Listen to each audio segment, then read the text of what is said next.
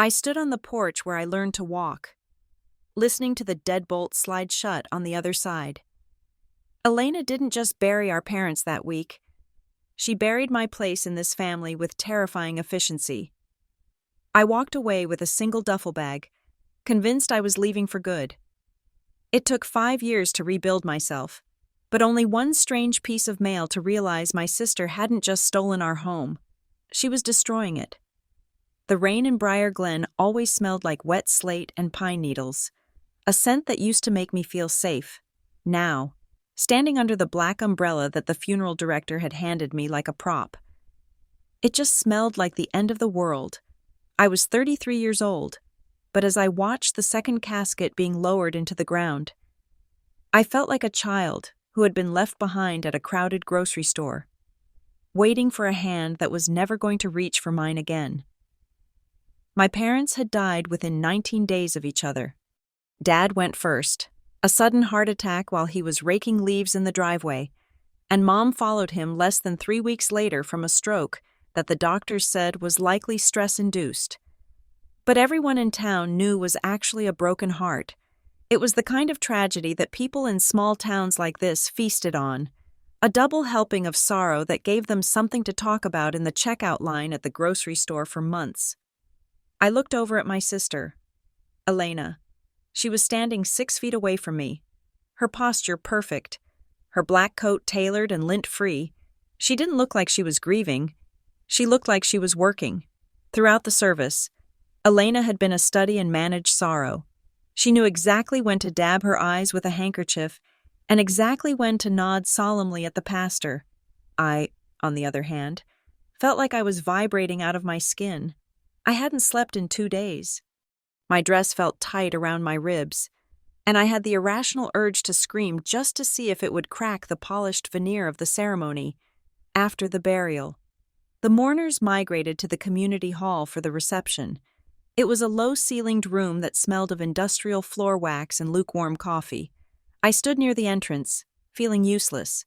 People drifted toward me, murmuring soft, interchangeable phrases about loss and time and healing. But their eyes kept sliding over my shoulder to find Elena. Elena was in her element. She moved through the crowd like a politician or an event manager, her hand resting lightly on forearms, her voice pitched to a perfect, soothing register. I watched her intercept a neighbor who was holding a casserole dish. "Thank you so much, Mrs. Gable," Elena said, blocking the woman's path to me. "We have so much food already, but I will make sure this gets to the right place. We are just so overwhelmed right now." She wasn't overwhelmed. She was orchestrating. I walked over to the beverage table and poured myself a cup of water, my hand shaking enough that a few drops splashed onto my wrist. A cousin I hadn't seen in 10 years, a man named Marcus, with a thick beard and kind eyes, approached me. "I am so sorry. Gabriella," he said, "if there is anything you need, anything at all regarding the house or the arrangements, just let me know. I have a truck if you need to move things." Before I could answer, Elena materialized at my elbow. She didn't look at me. She looked directly at Marcus, offering him a tight, gracious smile that didn't reach her eyes. "We are all set. Marcus," Elena said, "I have everything under control. We are just going to take a few weeks to breathe before we worry about the logistics. Gabriella is taking this very hard. As you can imagine, she needs rest, not heavy lifting." Marcus looked at me, then back at Elena, and nodded. "Of course, just let me know." He walked away, and I felt a sudden, sharp flare of irritation cut through my numbness. I could have answered him, I said, keeping my voice low. Elena turned to me. Her face was composed, her makeup flawless despite the humidity. "You look like you're about to fall over." "Gab," she said, "I am just trying to protect you. You don't need to worry about the details. That is why I am here. Mom and Dad always said I was the one who could handle the heavy lifting. Remember?" The comment landed with a soft thud. It was true, in a way. Growing up, Elena had always been the one with the color-coded planner, the one who balanced the checkbook, the one who remembered birthdays. I was the dreamer, the one who forgot to renew her car registration. the one who felt things too deeply and too loudly, but hearing her weaponize that history now, while the dirt was still fresh on our parents' graves, felt wrong. I am not an invalid, Elena, I said. I am just sad. Exactly, she said, reaching out to pick a piece of lint off my shoulder. You are emotional. You need to focus on healing. Leave the administration to me. I let it go. I didn't have the energy to fight her. And part of me was relieved. The idea of sorting through insurance papers and death certificates made my stomach turn. If Elena wanted to be the general of this war, I would let her. I just wanted to go home, curl up in my old bed, and sleep until the world made sense again. After the reception wound down, I drove my rental car to the house, a 2-story Victorian on Elm Street with peeling white paint and a porch that wrapped around the front like a wooden embrace. It was the only place on earth that felt permanent to me. I parked in the driveway behind Elena's pristine SUV. I grabbed my purse and walked up the steps, fishing my key out of my pocket. It was the same key I had carried on my keychain for 15 years, the brass worn smooth by my thumb. I slid the key into the lock and turned. It didn't move. I frowned and jiggled it, thinking the old mechanism was just sticking again. Dad used to spray it with graphite every winter, but maybe it had seized up. I pulled the key out, wiped it on my skirt, and tried again. I twisted it hard, rattling the doorknob. Nothing. The door opened, but only about 3 inches. The security chain was engaged from the inside. Elena's face appeared in the gap, half-shadowed. Elena, I said, breathless. The lock is stuck. Let me in. It is not stuck. Gabriella, she said. Her voice was calm, almost clinical.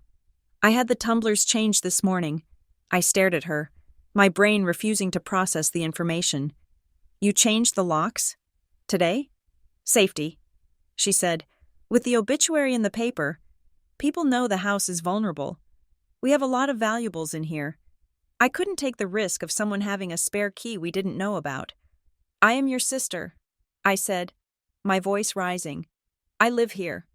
Well, I don't live here, but this is my home. Elena didn't release the chain. You don't live here.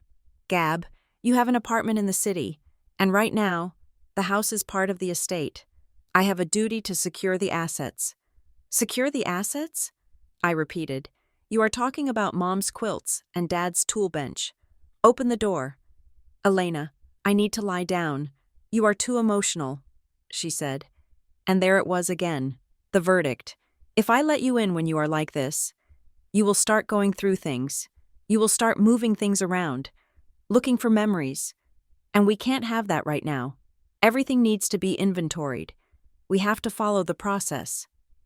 I felt a cold prickle of sweat on the back of my neck. What process? There is no will yet. We haven't even met with the lawyer. We have a meeting tomorrow, she said. Until then, I am the executor. That is what Mom and Dad wanted. One person in charge. No chaos. I stood on the porch, the humidity wrapping around me like a wet blanket. I could see the familiar hallway behind her, the rug runner with the floral pattern, the coat rack where Dad's hat still hung. It was right there, inches away. But I was on the outside. I need to get my things, I said, forcing my voice to be steady. I brought a duffel bag. My toiletries are in the bathroom. My pajamas are in my old room. Elena hesitated. She looked me up and down, assessing me like a bouncer at a club. Fine, she said, but I have to supervise you. Supervise me? For the inventory, she said smoothly. I have to document everything that leaves the house, for the records. She closed the door to undo the chain, then opened it wide enough for me to step inside. The air in the house was cool and smelled of lemon polish and old paper. It smelled like them. I wanted to collapse on the floor and weep, but Elena was standing there with her phone out, the camera lens pointed at me. Make it quick, she said. I walked up the stairs, my legs feeling heavy as lead. Elena followed 2 steps behind me. I went into the bathroom and gathered my toothbrush and face cream. Dropping them into my bag, Elena snapped a photo of the toiletries. Really? I asked, looking at her in the mirror. You are documenting my toothpaste? I am documenting everything, she said. I went into my old bedroom. It had been converted into a guest room years ago, but the walls were still painted the same soft lavender I had chosen when I was 16. I grabbed my pajamas from the hook on the door. I looked at the bookshelf where my old yearbook sat. I reached for one. "Leave it," Elena said. "It is my yearbook." "Elena, it is household property," she countered. "You can take what you need for the night. Personal effects only. Books stay until they are catalogued." I pulled my hand back, shaking. This wasn't grief. This was something else.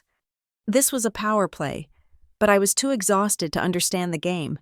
"I need to go to the kitchen," I said. "Why?" "I left my phone charger on the counter this morning." She followed me downstairs. In the kitchen, the silence was deafening. The refrigerator hummed, a sound that had been the background noise of my entire childhood. I grabbed my charger. Then, my eyes landed on the upper cabinet above the stove. Without thinking, I reached up and opened it. "What are you doing?" Elena asked, her voice sharpening. "There is a box," I said. "Mom kept a wooden box in here. She told me years ago that if anything happened, I should take it." I stood on my tiptoes and felt around the top shelf until my fingers brushed against smooth, cool wood. I pulled it down. It was a simple cedar box, about the size of a cigar case, with a small brass latch. Elena stepped forward, her hand shooting out. "Give that to me." I pulled the box against my chest. "No. Mom said it was for me." "That is part of the estate, Gabriella. You can't just loot the house." "Loot?" I stared at her. "It is a box. It probably just has recipes in it. Why do you care?" Elena lunged, her fingers grabbing the edge of the box. For a second, we were two children again, fighting over a toy. But the look in her eyes wasn't childish. It was frantic. She pulled, and I pulled back, clutching it so hard the corners dug into my skin. "Let go!" she hissed. "No!" I shouted. I saw something flicker in her face. It was fear. She wasn't just being controlling. She was afraid of what was inside this box. She looked at my face, saw the shock and the sudden, hardening resolve in my eyes, and she let go abruptly. I stumbled back a step, clutching the box. "Fine," she said, smoothing her blouse, her composure snapping back into place like a rubber band. "Take it, if it is just sentimental trash. I don't care, but I am noting it. Cedar box, contents unknown, removed by Gabriella Price." She raised her phone and took a picture of me holding the box against my chest. The flash blinded me for a second. "Are you done?" she asked. I looked at her. Really looked at her. I saw the sister who had braided my hair before prom, the sister who had driven me to college, and I saw a stranger who was treating me like a thief in the house where we grew up. "I am done," I whispered. I walked out the front door, the duffel bag on my shoulder and the wooden box tucked under my arm. Elena locked the deadbolt behind me before I was even down the steps. The next morning, the sky was a bruised purple color. I had slept fitfully at a motel on the edge of town, the kind of place where the trucks rattled the windows when they drove past on the highway. I met Elena at the law offices of Hearth and Lorne at 10 o'clock. The office was trying too hard to look established. There was a lot of dark mahogany and leather that looked expensive but squeaked too much. Elena was already there when I arrived, sitting in the waiting room with a folder on her lap. She didn't look up when I walked in. A young assistant with tight curls and nervous energy called us back. We sat in a conference room with a large oval table. Mr. Hearth, the attorney my parents had used for decades, wasn't there. Instead, a junior associate came in. He looked tired. "We are so sorry for your loss," he said, opening a file. I just nodded. Elena leaned forward. "Thank you," she said. "It has been very difficult. As the sole caretaker in the final months, I feel a heavy responsibility to ensure their wishes are honored precisely." "Sole caretaker?" I looked at her. "I came down every weekend." "Elena, you live 20 minutes away. I was the one managing the doctors." "Gabriella," she said, her voice dropping to that reasonable, pitying tone. "I was the one handling the day-to-day. That is what I meant." The associate cleared his throat. "Right. Well, We are still in the preliminary stages of probate. Since the passing was so close together, there are some complexities with the survivorship clauses. But generally speaking, we are looking at a standard distribution. He didn't read a will. He didn't produce a document that said Elena was in charge, but he spoke to her like she was the client and I was a spectator. "Elena," he said, "we have the initial filings prepared for your signature regarding the executorship application." Elena nodded. "I am ready to sign. As the primary heir and executor, I want to move this along." "Wait," I said. "Primary heir? Did they leave a will saying that?" The associate looked uncomfortable. "The draft of the will we have on file appoints Elena as the executor. Regarding the distribution of assets, it is an equal split of the residual estate, after debts and specific bequests. Then why is she the primary heir?" I asked. "It is just a legal term for the person taking lead on the administration." Elena interrupted quickly. "Don't get hung up on semantics. Gab, this is why I said you would get confused." The assistant walked in and handed each of us a thick packet in a blue folder. "This is a condolence packet," she said softly. "It contains copies of the death certificates, a guide to the probate process, and a summary of the accounts we are currently aware of." I opened mine. The first page was a flowery letter of sympathy. The second page was a list of bank accounts. I turned the page, and then I frowned. The page numbering jumped from page 3 to page 5. I looked closer at the crease. There were tiny holes where a staple had been pulled out and a page removed. I ran my finger over the rough paper. "Excuse me," I said. "I think I am missing a page." I held up the folder. Elena's head snapped toward me. The associate looked confused. "Missing a page?" "Between 3 and 5. I said. "It looks like it was taken out." Elena laughed. A sharp, brittle sound. "Oh, Gabriella, honestly, it was probably just a printing error, or a duplicate. My packet is fine." She closed her folder firmly and placed her hand on top of it. "It was a duplicate," she said again. Staring at the lawyer, "The assistant mentioned there was a misprint earlier, right?" The assistant looked at Elena, then at me. Her eyes darted away. "Yes," she said. "Yes, sorry. The copier has been acting up. It was just a blank page that got stapled in by mistake. We removed it." I looked at the staple marks. They didn't look like a mistake. They looked deliberate, but the room was against me. The lawyer, the assistant, my sister. They were a wall of unified bureaucracy. "Okay," I said slowly. "Okay." We finished the meeting in 20 minutes. I signed nothing. Elena signed everything. As we walked out to the parking lot, the sun was trying to burn through the clouds, creating a hazy, suffocating glare. Elena put her sunglasses on. "That went well," she said. "Elena," I said, "what is going on? The locks, the box, the missing page? You are acting like I am the enemy." She turned to me, her hand on the door handle of her SUV. "I am acting like an adult. Gabriella, Mom and Dad left a mess. They had debts you don't know about. They had issues they hid from you because they didn't want to worry you. I am the one cleaning it up. I am the one protecting you from the ugly reality of it." "What debts?" I asked. "The house is paid off. Dad burned the mortgage note 10 years ago." "Things change," she said vaguely. "Just trust me. Go back to the city. Go back to your job. Let me handle this. I don't want to go back yet." I said, "I took bereavement leave. I want to stay for a few days. Help you sort through the clothes." "No," she said. "No? It is better if you go." She said, "You are stressing me out. I can't work with you hovering and questioning every little thing. We need space." She got in her car and slammed the door. I watched her drive away, feeling a mixture of rage and profound sadness. I decided not to fight her right then. She was grieving too.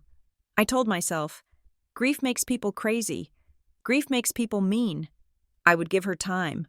I would go back to the motel, order a pizza, and sleep. We could talk tomorrow when emotions weren't so high. I spent the afternoon in the motel room, watching bad daytime television and trying to ignore the damp smell of the carpet. I texted my best friend, Sarah, back in the city, It is a nightmare here. Elena is being a dictator. Sarah texted back immediately. She is probably just panicking. Big sisters always think they have to control the chaos. Hang in there. I tried to believe that. I really did. At 7 o'clock that evening, my phone buzzed. It was a text from Elena. I picked it up, expecting an apology, or maybe a suggestion for breakfast. I opened the message. I need you to be out of the motel and out of town by noon tomorrow. I am closing the estate accounts, so any charges on the family cards will be declined starting then. Do not come by the house. I have meetings with contractors.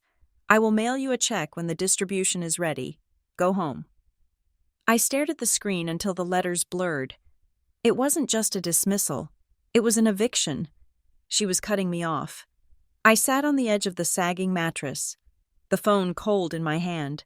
I looked at the duffel bag in the corner. I looked at the wooden box sitting on the nightstand, the one thing I had managed to salvage from the wreckage of my life. The sadness began to recede, replaced by a cold, clarifying chill that started in my stomach and spread to my fingertips. Elena wasn't protecting me. You don't lock someone out to protect them. You don't hide pages to protect them. I looked at the wooden box again. What exactly is she hiding? I didn't sleep that night. I lay awake listening to the highway, the question looping in my mind like a broken record. By the time the sun came up, I had packed my bag. I checked out of the motel at 6 in the morning, paying with my own credit card. I drove out of Briar Glen without looking back.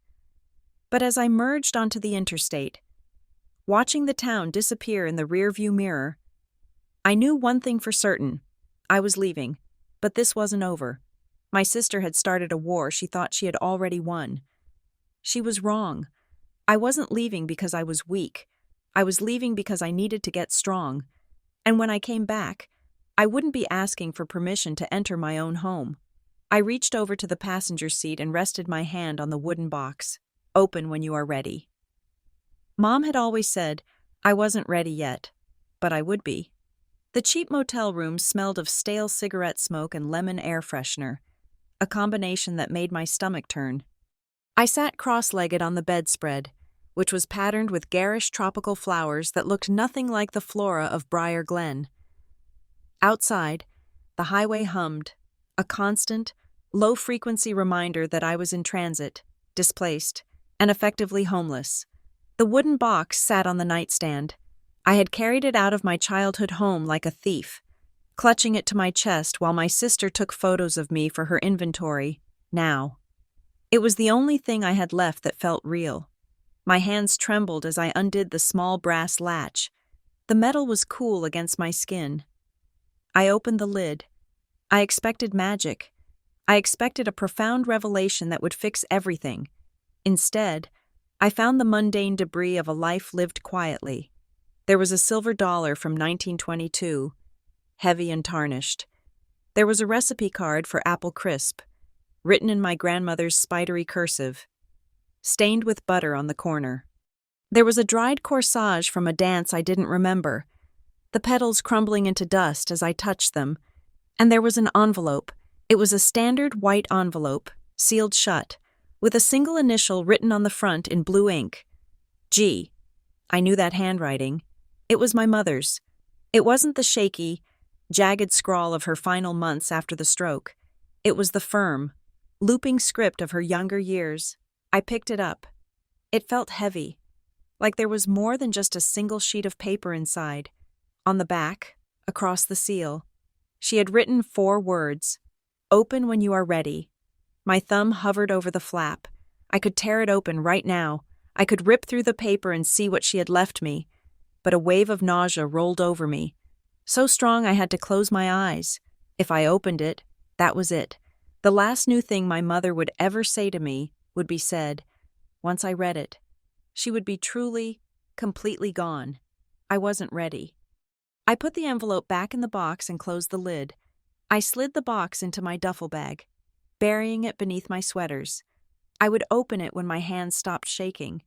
I would open it when I wasn't terrified of what the world looked like without her in it. Right now, I had to survive. The next morning, I drove to Ravenport, It was a city of medium size about 2 hours north of Briar Glen, big enough to get lost in, which was exactly what I wanted. I went back to my job as a logistics coordinator at a mid-sized shipping firm.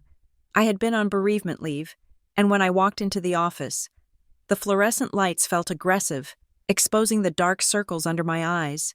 "Gabriella," my manager said, stepping out of his office. He was a kind man named David who wore sweater vests and always smelled of peppermint. "We didn't expect you back until next week. How are you holding up?" "I am fine." I lied. It was the first of many lies I would tell that year. I just needed to get back to a routine. "And the estate?" David asked gently. "Everything settled with the house?" I felt a hot flush of shame crawl up my neck. How could I explain that my sister had changed the locks?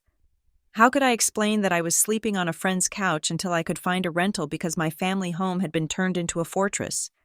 "It is complicated," I said, forcing a tight smile. "Family complications. We are taking it slow." David nodded, accepting the code. In the corporate world, family complications was shorthand for "don't ask because it is ugly." I found a studio apartment 3 days later. It was on the 4th floor of a walk-up building in a neighborhood that was trying very hard to be trendy but was mostly just noisy. The rent was more than I could comfortably afford, but I signed the lease anyway. I needed a door I could lock. I needed a key that worked. The apartment was tiny. The kitchen was a strip of appliances along one wall, and the bedroom was just the living room with a mattress on the floor. I unpacked my duffel bag in 10 minutes. I placed the wooden box on the top shelf of the closet, behind a stack of towels. I tried to settle in. I tried to pay my bills. That was when the second wave of Elena's control hit me. I was standing in line at the grocery store, buying ramen noodles and spinach, trying to be healthy on a budget. I pulled out my phone to check my bank balance. The screen said, "No service." I frowned and held it up. Nothing. I tried to make a call to the bank. The call failed immediately. A text message popped up from the carrier. "This device has been removed from the account by the primary account holder. Please contact customer service to establish a new line." I stared at the phone. We had been on a family plan for a decade. It was cheaper that way. Dad had set it up, and after he died, Elena must have taken over the administration. She hadn't even warned me. She had just cut me off. Somewhere between the produce aisle and the checkout, I paid for my groceries with a credit card, my hands trembling with rage. When I got back to my apartment, I used the Wi-Fi to log into social media. I went to the family group chat, a thread that had existed for 4 years.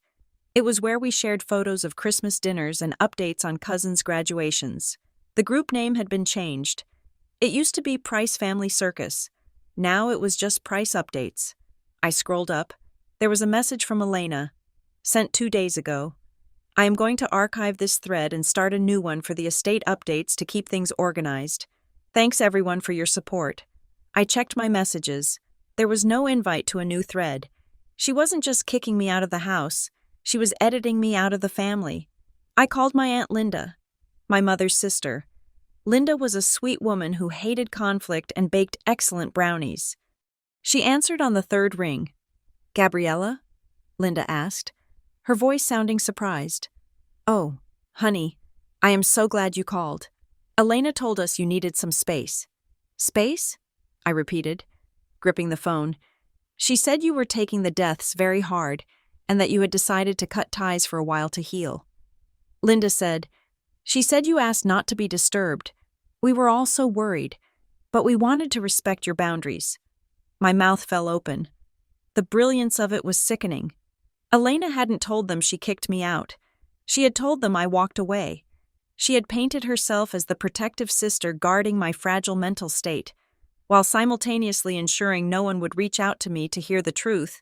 That is not true. "Linda," I said, my voice shaking, "I didn't ask for space. She changed the locks. Aunt Linda, she kicked me out." There was a long silence on the other end. "Oh, Gabriella," Linda said, her tone shifting to that soothing, patronizing register people use for the hysterical. "Grief does strange things to memory. Elena is just trying to handle the paperwork. She's under so much pressure. Maybe you just misunderstood?" I realized then that I couldn't win this over the phone. Elena had a 5-day head start. She had been on the ground in Briar Glen, crying on shoulders and pouring coffee, while I was 2 hours away in a silent apartment. I love you, Linda, I said, but I didn't leave. Please remember that. I hung up. I needed to see Elena. I needed to look her in the eye before the cement of her narrative hardened completely. I texted her, "We need to talk, face to face. I am coming to Briar Glen on Saturday." She replied 3 hours later, "I am very busy with the contractors, but I can spare 30 minutes. Meet me at the Daily Grind at 10. Not the house. She wouldn't let me near the house. I drove down on Saturday. The Daily Grind was a coffee shop on Main Street that served overpriced lattes and played acoustic covers of pop songs. Elena was sitting at a corner table, wearing a crisp navy blazer. She looked like she was waiting for a board meeting. Not her sister. I sat down. I didn't order anything. "You look tired," she said. It was not a compliment. "You cut off my phone." "Elena," I said, "and you lied to Aunt Linda. I separated the finances." She corrected me, taking a sip of her tea.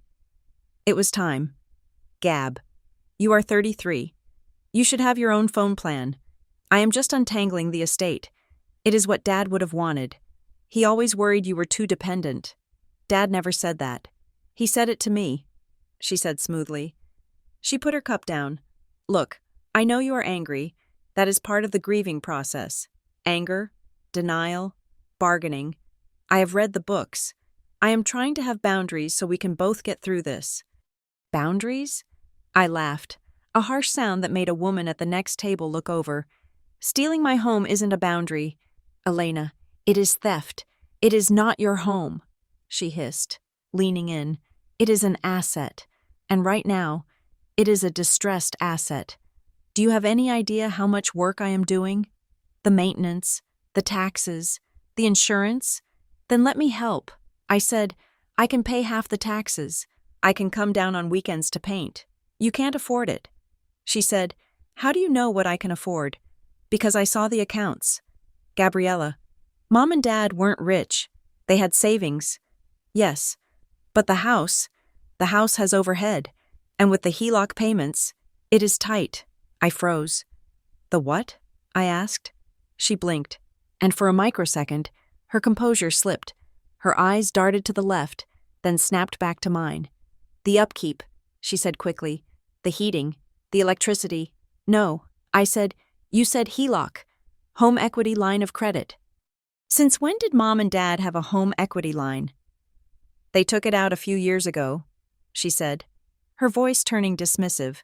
"For repairs, the roof, the furnace. It is standard financial management. Dad paid off the mortgage in 2010. I said, "We had a party. He burned the note in the backyard grill. Why would they borrow against the house again? Expenses come up." "Gabriella." She slammed her hand on the table, rattling her saucer. "You weren't here. You were in the city, living your life. You didn't see them worrying about money. I did. I was the one they talked to. Show me the paperwork." I said, "What? If there is a loan? Show me the statement. I want to see the balance. I want to see the dates. You are not the executor." She said cold as ice, "You have no legal right to demand documents until probate is settled. And frankly, your distrust is insulting." "I am not distrusting you." I said, leaning back. "I am asking a question. And the fact that you won't answer it tells me everything I need to know." Elena stood up. She picked up her purse. "I am done with this conversation," she said. "I met you here to see if we could move forward. But clearly, you are just interested in picking fights. I have to go meet the landscapers. Don't come by the house, Gabriella. The insurance liability is too high with the construction going on." She walked out. I watched her go, feeling a pit open in my stomach. She had slipped. HELOC. My parents were Depression-era frugal. They didn't believe in debt. If they had borrowed against the house, it was because they were desperate, or because someone else was. I didn't go back to the house. I knew the locks were changed, and I didn't want the neighbors to see me pounding on the door like a crazy person. Instead, I drove back to Ravenport and looked up lawyers. I found a firm called Merritt and Sloan. They specialized in estate litigation. I made an appointment for a consultation the following Tuesday. It cost me $300 for an hour. Money I had to put on a credit card. The attorney was a woman named Sarah Merritt. She was older, with gray hair cut in a sharp bob and glasses that hung on a chain around her neck. She listened to my story without interrupting, taking notes on a yellow legal pad.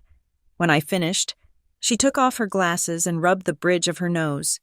"Here is the hard truth. Ms. Price," she said. Her voice was gravelly and direct. "Without a copy of the will, and without you being named executor, you are on the outside looking in. We can file a petition to compel her to produce the will. We can file for an accounting of the estate, but all of that costs money." "How much money?" I asked. "A retainer for a contested probate case starts at $5,000, she said. "And if your sister wants to fight, if she uses estate funds to hire her own defense, which she can do, it can go up to $20,000 or $30,000 very quickly." I felt the blood drain from my face. "I have about $4,000 in savings." I said, "Total?" Sarah Merritt sighed. She looked sympathetic, but practical. "Then my advice is this. Do not sue yet. You will bleed out before you even get to discovery." "So I just let her steal it?" I asked. "No." She said, "You wait, you watch, you document. Send a formal letter demanding a copy of the will and an inventory of assets. Send it certified mail. Make a paper trail. If she is hiding something, eventually she will make a mistake. People who commit fraud, if that is what this is, usually get sloppy with the paperwork. They forget to file something, or they file something that contradicts a public record." She leaned forward. "Build your stability. Gabriella, keep your job. Save your money. Keep a folder of every text, every email, every voicemail. Let her think you have given up. Let her get comfortable. When she gets comfortable, she will get careless." I left her office feeling heavy but focused. It wasn't the white knight rescue I had hoped for, but it was a strategy. I went back to my tiny apartment and started the folder. I bought a literal physical folder, bright red, and labeled it "The House." I printed out the text messages where Elena told me to leave. I wrote down the date and time of the conversation at the coffee shop, documenting the mention of the HELOC. I wrote down the conversation with Aunt Linda, and then I went quiet. I stopped texting Elena. I stopped asking to come visit. I stopped correcting the relatives on social media. I let the silence stretch out. For the next 5 months, I lived a monk-like existence. I worked overtime at the logistics firm every chance I got. I ate cheap food. I put every spare dollar into a high-yield savings account. I started seeing a therapist, a woman named Dr.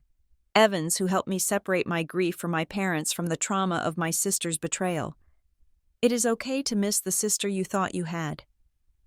Dr. Evans told me one rainy Tuesday, and it is necessary to protect yourself from the sister you actually have. I built a small circle of friends in Ravenport. There was Mark, a guy from accounting who made terrible puns, and Chloe, a neighbor down the hall who taught yoga. They didn't know the full story, just that my family situation was messy, but they made me laugh. They made me feel like a person again. Not just a victim, I was rebuilding, brick by brick. I was creating a life that Elena couldn't touch, couldn't lock me out of, but I never stopped watching. Every week, I checked the online county clerk records for Briar Glen. I searched for my parents' names. I searched for the address. For months, there was nothing. Just the original deed from 30 years ago. Then came November. It was a Tuesday, a gray, blustery day. I came home from work tired, carrying a bag of takeout Thai food. I checked my mailbox in the lobby.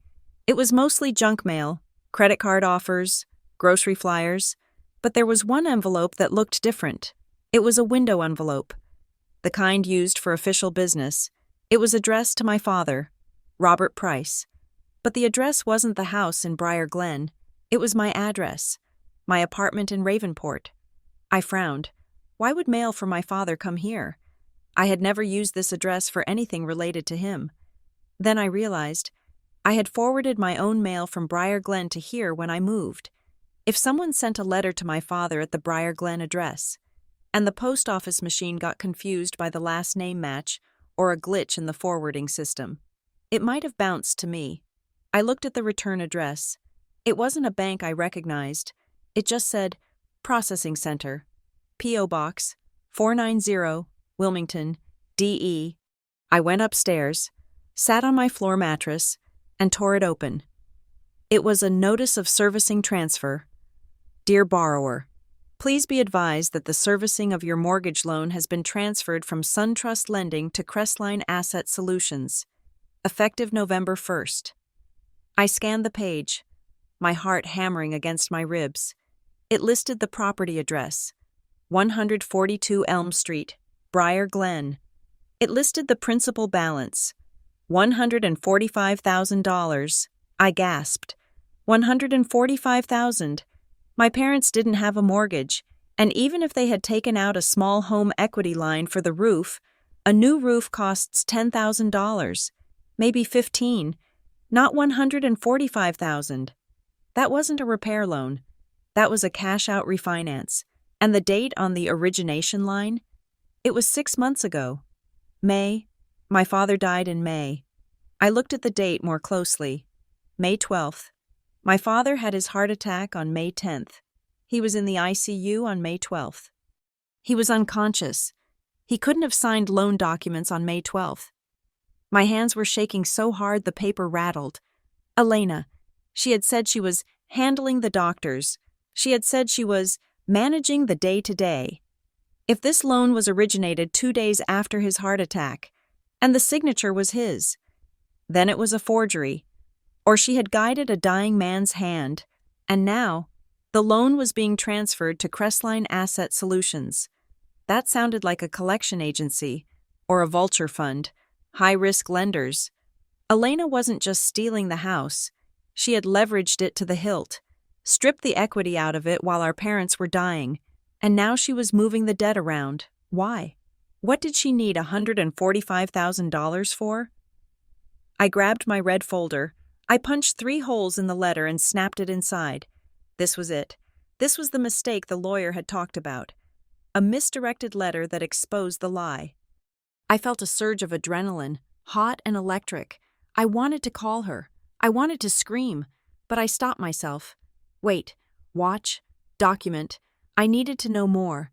I needed to know what else she had hidden. My eyes drifted to the closet, to the top shelf, the wooden box. I hadn't opened it since that first night in the motel. I had been too afraid. I had been focused on the future, on survival. But now, the past was clawing at my door. I stood up and walked to the closet. I pulled the box down. I sat on the floor, the servicing transfer letter lying next to me like a smoking gun. I opened the box. The envelope was still there. G, open when you are ready. I was ready. I didn't feel fear anymore. I felt a cold, sharp determination. I needed to know who my family really was. I slid my finger under the flap and tore the envelope open. There were 3 sheets of paper inside, handwritten, my mother's script, but different this time, more hurried, less polished. My dearest Gabriella, if you are reading this, I am gone. I hope it was peaceful. I hope I didn't leave you with too much of a mess. I need to tell you things I was too cowardly to say while I was alive. You always saw Elena as the strong one, the organized one. We encouraged that. We thought it gave her purpose, but your father and I have been worried for a long time. Elena loves control more than she loves people. She confuses the two. She thinks controlling someone is the same as caring for them. We let her manage the accounts because it made her feel needed. But we watched her closely. I read the words, tears stinging my eyes. Mom knew. She had seen it. I turned the page. There are things about the house you don't know. Your father set up a protection years ago. A trust that he never fully funded because the lawyers made it sound so complicated. But the paperwork exists. He wanted to make sure the house could never be used as collateral for anyone's debts but ours. But Elena has been pushing us to sign things. She has debts. Gabriella, gambling debts. We think, or maybe bad investments. She never tells us the full truth. She just brings us papers and says they are for tax purposes. My breath caught in my throat. Debts. That explained the money. That explained the frantic need for control. I looked at the final paragraph. I have hidden the second set of documents, the ones she doesn't know about, the ones that prove what we really wanted. You need to find them, but be careful. Elena is terrified of losing her image. If she feels cornered, she will lash out. And then, the final line, underlined twice. If Elena tries to handle everything alone, she will ruin all of you. I lowered the letter. The silence in the apartment was heavy. Pressing in on my eardrums, the servicing transfer on the floor, the letter in my hand. The house wasn't just a stolen inheritance, it was a crime scene, and I was the only witness. I looked at the date on the letter. It was written 3 years ago. My mother had been living with this fear for 3 years, watching her oldest daughter maneuver and manipulate. Too sick or too afraid to stop it, she had left it to me. I wiped the tears from my cheeks. I wasn't the little sister anymore. I wasn't the emotional one. I picked up the servicing transfer notice and placed it inside the envelope with my mother's letter. I put the envelope back in the wooden box. I locked the box. Then I picked up my phone and dialed Sarah Merritt's number. It was late, 7 in the evening, but I left a voicemail. Ms. Merritt, this is Gabriella Price. I have the paper trail, and I know where the bodies are buried. I am ready to fight. I hung up. I walked to the window and looked out at the lights of Ravenport. Somewhere in the distance, north towards Briar Glen, my sister was probably sleeping in my parents' house, thinking she had won, thinking she had erased me. She had no idea what was coming. My mother's letter wasn't a smoking gun. It was a map of a minefield. I sat on the floor of my studio apartment, the pages spread out on the cheap laminate wood, reading her handwriting for the 4th time. I had expected anger. I had expected a list of Elena's crimes. But my mother didn't write with vengeance. She wrote with a terrified, heartbreaking clarity about the daughter she couldn't save. Elena equates control with safety. My mother wrote, "It is her oldest flaw. When she is scared, she builds walls. She thinks if she holds the keys to everything, nothing bad can get in. But grief is going to shatter her, Gabriella. And when she breaks, she will try to lock the world out. That includes you." It was a forecast. My mother had seen the storm coming years before the clouds even gathered. She knew that if she and Dad died, Elena wouldn't lean on me. She would amputate me to stop the bleeding. I traced the ink with my fingertip. There was love in the loops of the letters, but there was fear in the pressure of the pen. Then, at the bottom of the second page, I found the breadcrumb. "I know you will need help if things get bad." She wrote, "I put a small safety net in a safe deposit box at Northbridge Federal, Box 429. I didn't tell Elena about it because she would have insisted on managing it. The bank will ask for a password. It is the name I called you when you broke your arm in the 3rd grade." I closed my eyes. I could smell the antiseptic of the emergency room.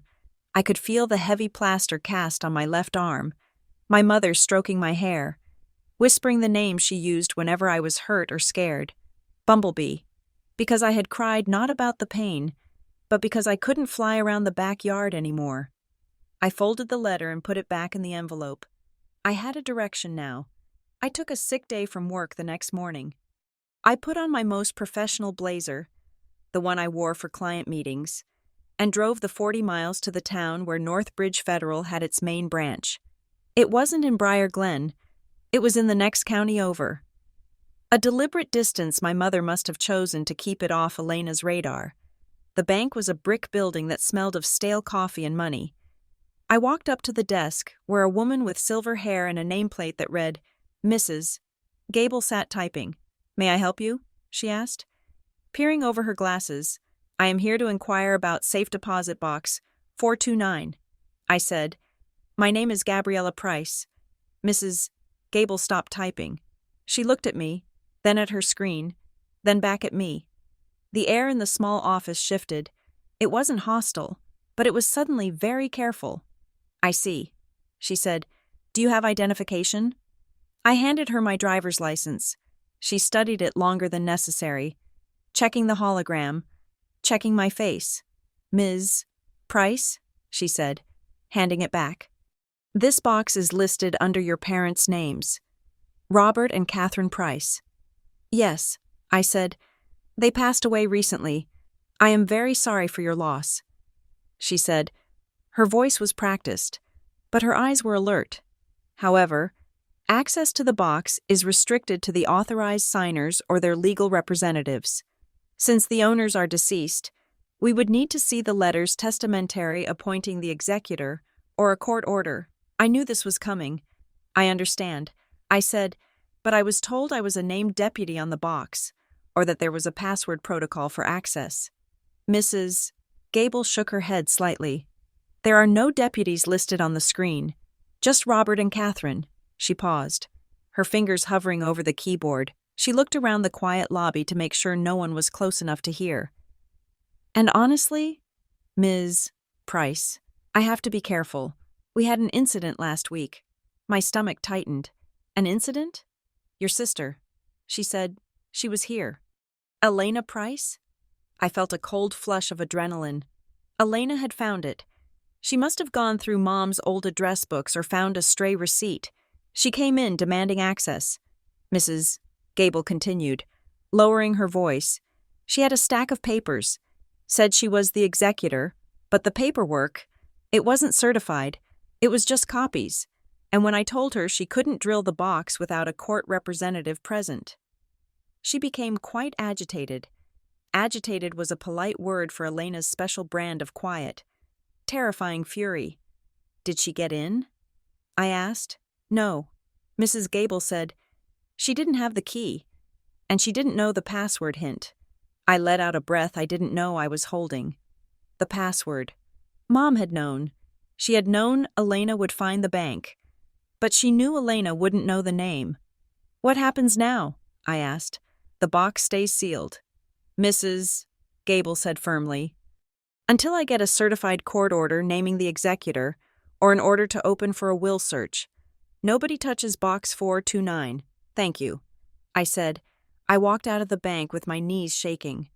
Elena knew about the box. That meant she knew there were things Mom had hidden. And the fact that she couldn't get to them meant she was dangerous. A cornered animal bites. I sat in my car in the parking lot and called Sarah Merritt. She has been to the bank. I told Sarah. She tried to force the box open, then we stopped waiting. Sarah said. Her voice was crisp. If she is aggressively trying to access hidden assets, we need to file the formal demand. I will send the letter today. We are demanding a full inventory and a copy of the will within 10 days. If she refuses, we file for a court accounting. Do it. I said.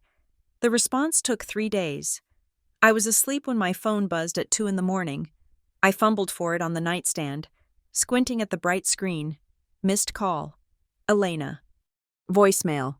One new message. I sat up in the dark, my heart hammering against my ribs. I pressed play. Gabriella. Her voice was slurred, thick with exhaustion and whine. I got the letter from your lawyer. A pause. I could hear her breathing, ragged and wet. Is this what you want? You want to drag this into court? You want to bleed the estate dry so some lawyer can buy a new boat? I am trying to save us. Gabriella, I am trying to keep the house standing, and you are punishing me. Her voice cracked, rising in pitch. You think I wanted this?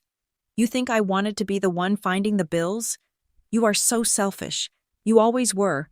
You just want to take everything and leave me with the mess. Well, go ahead. Sue me. See what is left when you are done. The message ended with a click. I sat in the dark, the silence of my apartment feeling heavy. She sounded broken. For a moment, the old instinct kicked in, the little sister instinct to fix it, to apologize, to smooth things over. She is drowning. I thought I should call her. Then I looked at the red folder on my desk. Visible in the moonlight, I remembered the locks.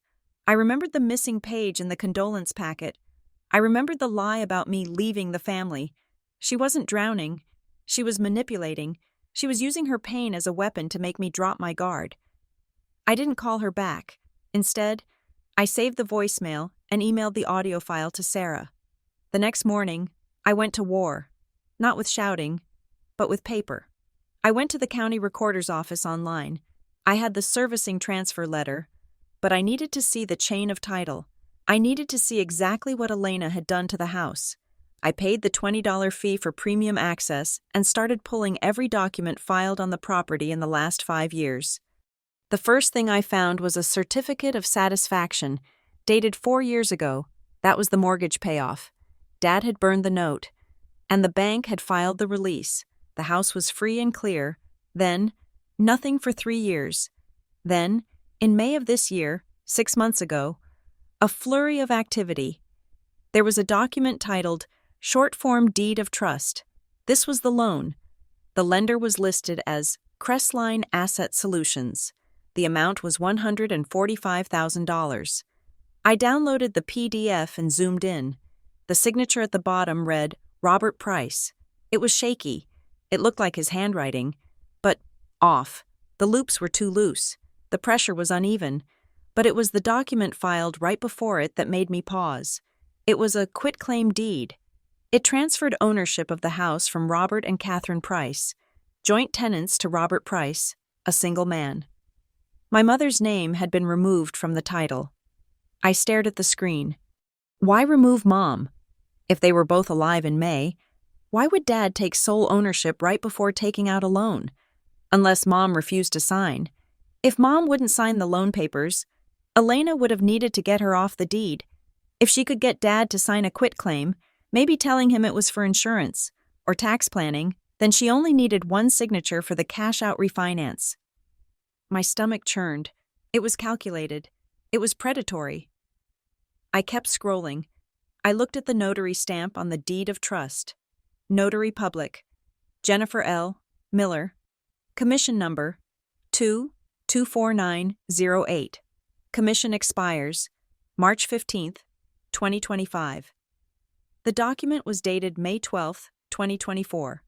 Wait, I looked at the expiration date again, March 15th, 2025. That was next year. The commission was valid, but something nagged at me. Sarah had told me to look for mistakes. People who commit fraud get sloppy. I printed the document. I took it to the county clerk's office in Ravenport on my lunch break. It wasn't the same county as Briar Glen, but the systems were linked for state verification. The clerk was a woman named Dolores with bright red glasses and a desk cluttered with cat figurines. She looked tired, but she smiled when I approached. I need help verifying a notary commission. I said, I think there might be an error on this document. Dolores sighed, adjusting her glasses. Honey, unless it is blatant, we usually just record what is given to us. We don't police the notaries. Please, I said, it is my father's estate. Something in my voice must have reached her. She took the paper. She typed the commission number into her system. She frowned. That is odd, she murmured. What? I asked, leaning against the counter. She turned the screen so I could see. Jennifer L. Miller. Commission 24908. Status, active. My heart sank. It was valid. But look at the history, Dolores said, pointing a manicured nail at the bottom of the screen. I looked. Suspension recorded. April 1st, 2024. Failure to file bond renewal. Reinstatement recorded. June 1st, 2024. I looked at the dates. Suspended in April. Reinstated in June. The document was signed in May, on May 12th. When Jennifer L. Miller stamped that document, she was not a valid notary public. Her bond had lapsed. I looked at Dolores. That means the notarization is void, doesn't it? I asked. Dolores pursed her lips. It means she wasn't authorized to notarize anything on that date. Technically, this document shouldn't have been recorded. It is defective. Thank you, I whispered. I walked out to my car. The sky was gray and heavy. Threatening snow. I had it. I had the leverage. I called Elena. She answered on the first ring, her voice tight and defensive. I don't have the inventory ready yet. Gabriella, your lawyer gave me 10 days. The notary was invalid. Elena, I said. Silence. What? Jennifer Miller, I said. The notary who stamped the loan documents on May 12th. Her commission was suspended for lack of bond. I just left the clerk's office. The deed of trust is defective. The loan is invalid. I heard her intake of breath. You went to the clerk's office? I dug. Elena, I told you I would. And I found out you took Mom off the title. You made Dad the sole owner so you could push this loan through without her signature. Did she know? Or was she too sick to notice you were erasing her? Gabriella. Stop, she said. Her voice wasn't angry anymore. It was pleading. You don't understand, she said. Mom knew about the debts. She couldn't handle the stress. I was protecting her. What debts? I shouted, slamming my hand on the steering wheel. You keep saying that. What debts? Gambling, Elena blurted out. The word hung in the air, absurd and shocking. What? Dad? She said, her voice dropping to a whisper. He was gambling. Gabriella. Online poker. Sports betting. He lost a lot. Tens of thousands. He was ashamed. He didn't want you to know. He didn't want Mom to worry. He came to me. He asked me to help him fix it. I sat there, trying to reconcile the image of my father, a man who clipped coupons and saved aluminum cans, with an online gambling addict. I don't believe you. I said, it is true, she insisted. The credit cards were maxed out. The collectors were calling. I took the loan to pay them off. I had to move fast because the interest was killing us. The notary. I didn't know she was suspended. I just used a mobile notary service. It was an honest mistake. Show me the statements. I said. I shredded most of them, to protect his privacy. No. I said, you didn't. You keep everything. You inventoried my toothpaste. Elena, you have the records. Send me the credit card statements that show gambling debts. Send them right now. Or I call the bank and tell them their loan is secured by a void deed. I will send what I have, she said. She hung up. 10 minutes later, my phone pinged. An email from Elena. Subject. Proof. There were 3 attachments. PDF scans of credit card statements. I opened the first one. It was a Visa bill. Balance. $12,000. I scanned the charges. DraftKings, BetMGM, PokerStars. My heart stopped. It looked real. There were page after page of charges. Maybe she was telling the truth. Maybe Dad had a secret life. Maybe I had been the villain in my own head, prosecuting a sister who was just trying to cover up a tragedy. But then I looked at the dates. The statement was from 3 years ago. I opened the second PDF. Another card. Balance. $8,000. Date. 4 years ago. I opened the third. Date. 2 years ago. I did the math. The total visible debt was about $30,000. The loan was for $145,000. And there were no recent statements. Nothing from this year, nothing from last year. She was showing me old scars to explain a fresh amputation. If Dad had a problem 3 years ago, maybe they paid it off then. Maybe that's why Mom wrote the letter 3 years ago. She has debts. Gabriella. Gambling debts. We think Mom thought Elena had the gambling debts. Elena was saying Dad had the gambling debts. Who was projecting onto whom? I called Sarah Merritt. She sent me statements. I said, they show gambling charges, but they are old, and they don't add up to the loan amount. Sarah was quiet for a moment. This is the muddying of the waters. Gabriella, she said, she is giving you just enough truth to make you doubt your gut. If your father gambled, it is tragic, but it doesn't explain a 6-figure loan taken out while he was dying, and it doesn't excuse the invalid notary. What do I do? We keep pushing. Sarah said, we use the notary issue to file a lis pendens. That is a notice of pending legal action. It effectively freezes the title. If she tries to sell the house or refinance again, she can't. It is the nuclear option. Do it, I said. Freeze it. I hung up and drove home. I felt hollowed out. The image of my father placing bets on his phone while sitting in his recliner made me feel sick. Was everything a lie? Was my happy childhood just a facade over a rot I hadn't seen? I got back to my apartment at 6. I poured a glass of wine and sat on the floor, staring at the red folder. My computer pinged. I thought it was Sarah confirming the filing. I walked over to the desk. It wasn't Sarah. It was an email from a generic Gmail address. handyman8842gmail.com. The subject line was blank. I opened it.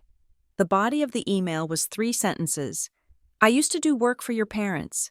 They didn't leave you nothing. You need to look at the attic insulation before it is too late. I stared at the screen. The cursor blinked. Handyman. Dad used to hire a guy named Mike to clean the gutters. Was this Mike? Look at the attic insulation. I remembered the attic. It was a dark, unfinished space full of fiberglass pink fluff and spider webs. We never went up there. It was hot in the summer and freezing in the winter. Why would something be in the insulation? And then the phrase hit me. They didn't leave you nothing, double negative, a distinct, local way of speaking. This wasn't a scam. This was a tip. And the last part? Before it is too late. Elena had mentioned contractors. She had mentioned renovations. If she was renovating the house to sell it, she would be clearing out the attic. She would be ripping out the old insulation. If there was something hidden up there, it was about to be thrown into a dumpster. I grabbed my keys. I didn't think. I didn't call Sarah. I just moved. I ran out of the apartment. The email glowing on my screen behind me. I had to get to Briar Glen. I had to get into that house. And for the first time in 5 years, I didn't care if I had to break a window to do it. I sat in my car in the parking lot of a 24-hour diner, the engine idling, staring at the printout of the email, Handyman 8842. It had all the hallmarks of a trap. It was anonymous, grammatical but colloquially rough, and it arrived at the exact moment I was desperate for a lead. In any other context, I would have deleted it. I would have assumed it was a phishing scam or a cruel prank by someone who knew the family drama. But the specific detail, insulation, gnawed at me.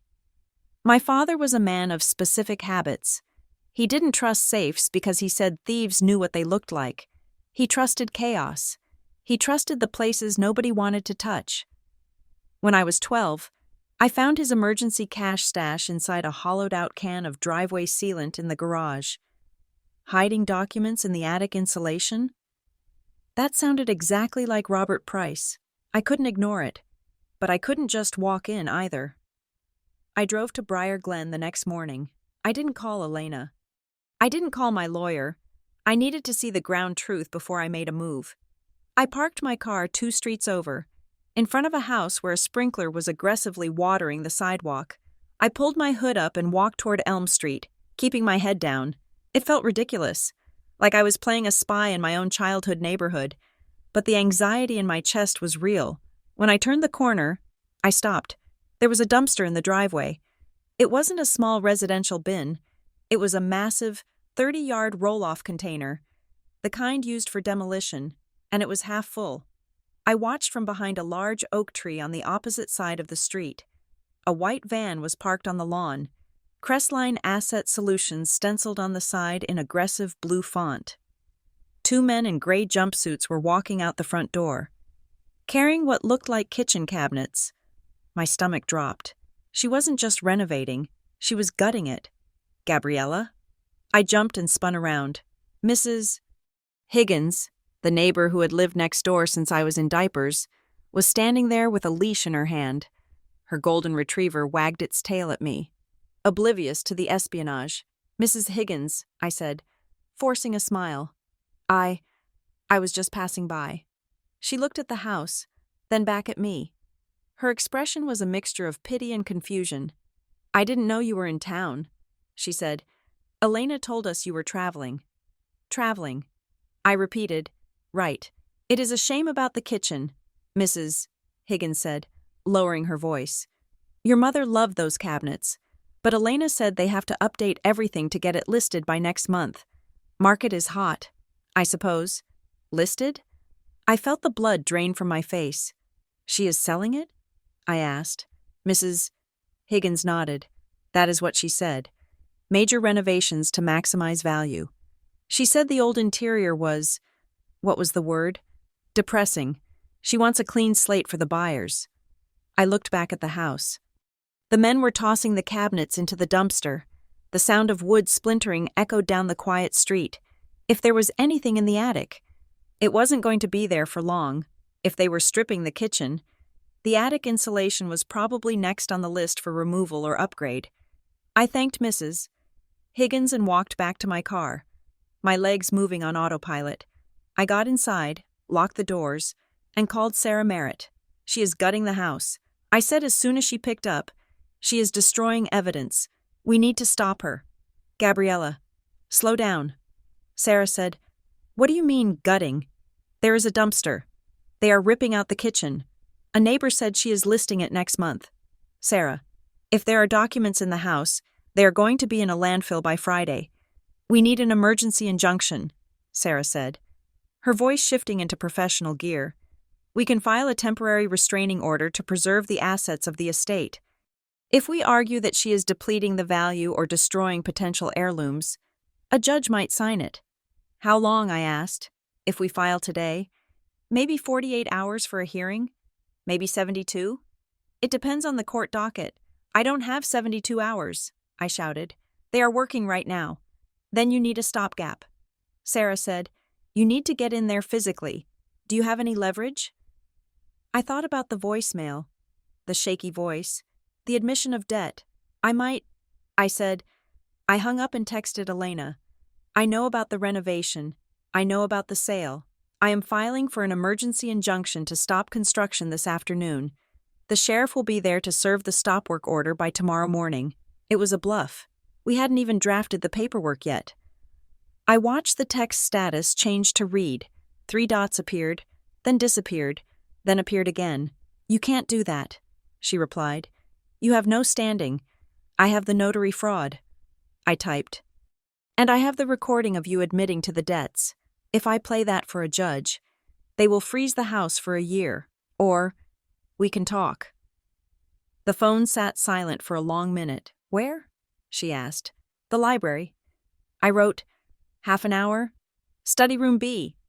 I got to the library 20 minutes early. It was a neutral space, quiet and public. I sat in one of the glass-walled study rooms, watching the door. Elena arrived exactly on time. She looked terrible. She was wearing oversized sunglasses, but when she took them off, the skin under her eyes was purple and papery. She had lost weight. Her hair, usually sprayed into a perfect helmet, was pulled back in a messy bun. She looked like a woman who had been awake for a week. She sat down across from me and put her purse on the table. It was a heavy, expensive bag, but she set it down with a thud that suggested she didn't care about it anymore. You are ruining everything, she said. Her voice was a hiss, low and venomous. I am ruining everything? I asked, keeping my voice level. You are gutting our childhood home. Elena, you are selling it out from under the family. I am saving us from bankruptcy, she snapped. She looked around to make sure no one was listening, then leaned in. Do you think I want to sell it? Do you think I want to strip the kitchen? I have to. The loan. The terms are impossible. What terms? I asked. You said it was a standard refinance. It was supposed to be. She said. She rubbed her temples. When I signed the papers in May, the consultant, he said it was a bridge product, short-term liquidity to pay off Dad's debts. He said we would refinance into a traditional mortgage in 6 months once the credit score improved. And I tried to refinance last week, she whispered. And I can't, because the loan I signed isn't a mortgage. It is a commercial asset-backed loan. The interest rate jumped to 18% on November 1st. 18%? I stared at her. That is loan shark territory. I didn't know, she said, her voice cracking. There were so many pages. He was rushing me. He said it was standard boilerplate. Now the monthly payment is $4,000. I can't pay it. Gabriella, I drained my savings. I drained Mom's life insurance. If I don't sell the house in 30 days, they foreclose, and they take everything. The equity, the contents, everything. She put her head in her hands. I looked at my sister. For months, she had been the villain in my story. the wicked queen in the high castle.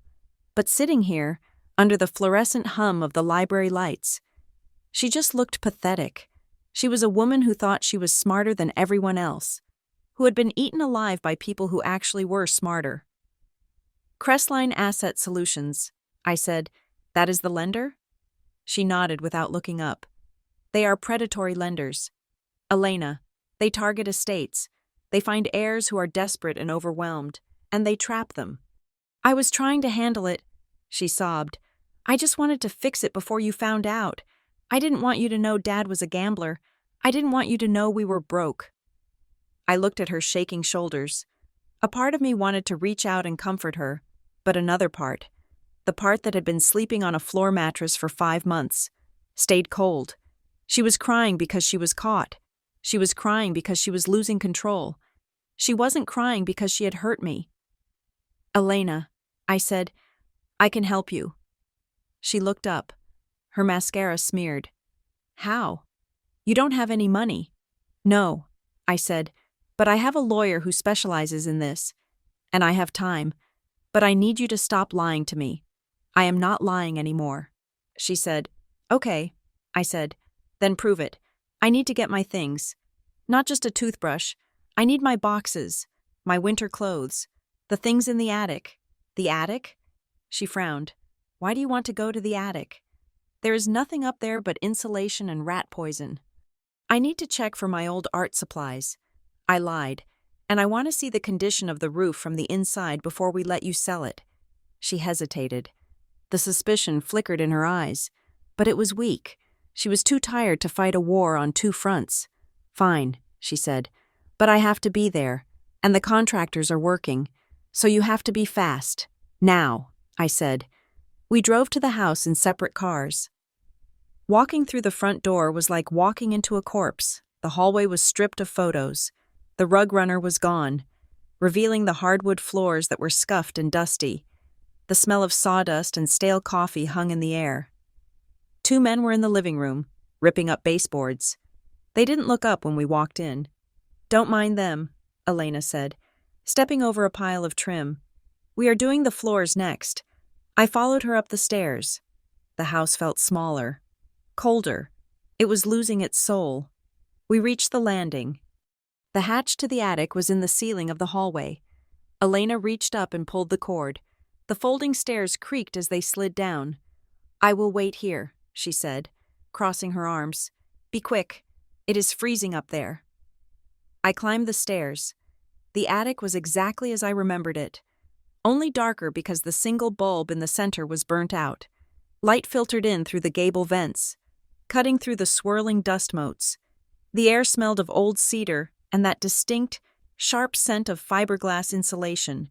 The floor was just plywood sheets laid over the joists. Everywhere else was a sea of pink fluff. I took out my phone and turned on the flashlight. Look at the attic insulation, the email had said. But where? The attic was huge. I closed my eyes and tried to think like my father. If I were him, where would I put something I wanted to protect? Not near the hatch, too visible. Not in the corners, too hard to reach. The chimney. The brick chimney ran up through the center of the attic. It was the spine of the house. Dad used to say the chimney was the only thing that would survive a tornado. I stepped carefully across the plywood, the beams creaking under my weight. I made my way to the center. The pink insulation was piled thick around the brickwork. I shone my light on the beams. There was a marking on one of the rafters, a small, pencil-drawn star. It was so faint, I almost missed it. I knelt down. My heart was hammering so hard, I thought Elena would hear it downstairs.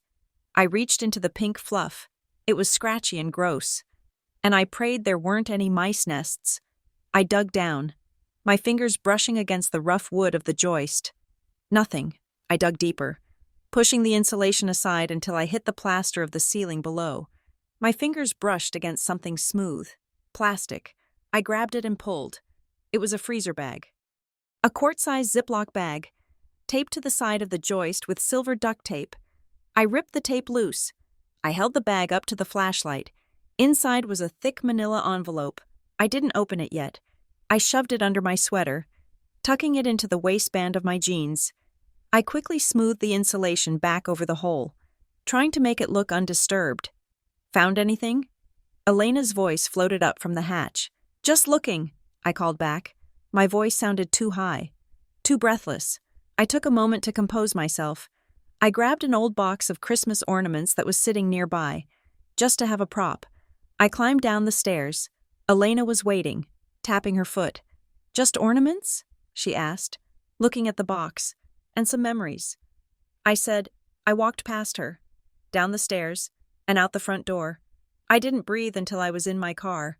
I drove 2 blocks away and pulled over. I ripped the Ziploc bag open. The envelope inside was unsealed.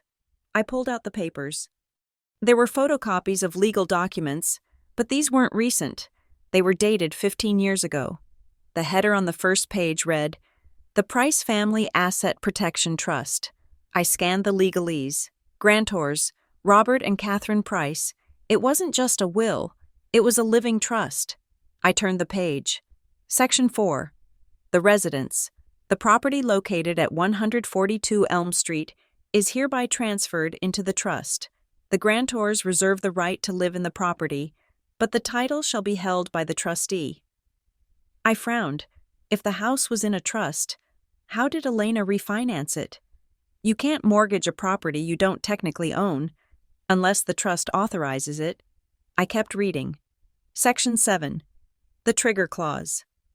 In the event that any beneficiary or trustee attempts to encumber, mortgage, or use the residence as collateral for any debt not explicitly approved in writing by all beneficiaries, such action shall be considered a breach of fiduciary duty. And then, in bold letters, upon such breach, the acting trustee shall be immediately removed, and the property shall revert to the control of the successor trustee.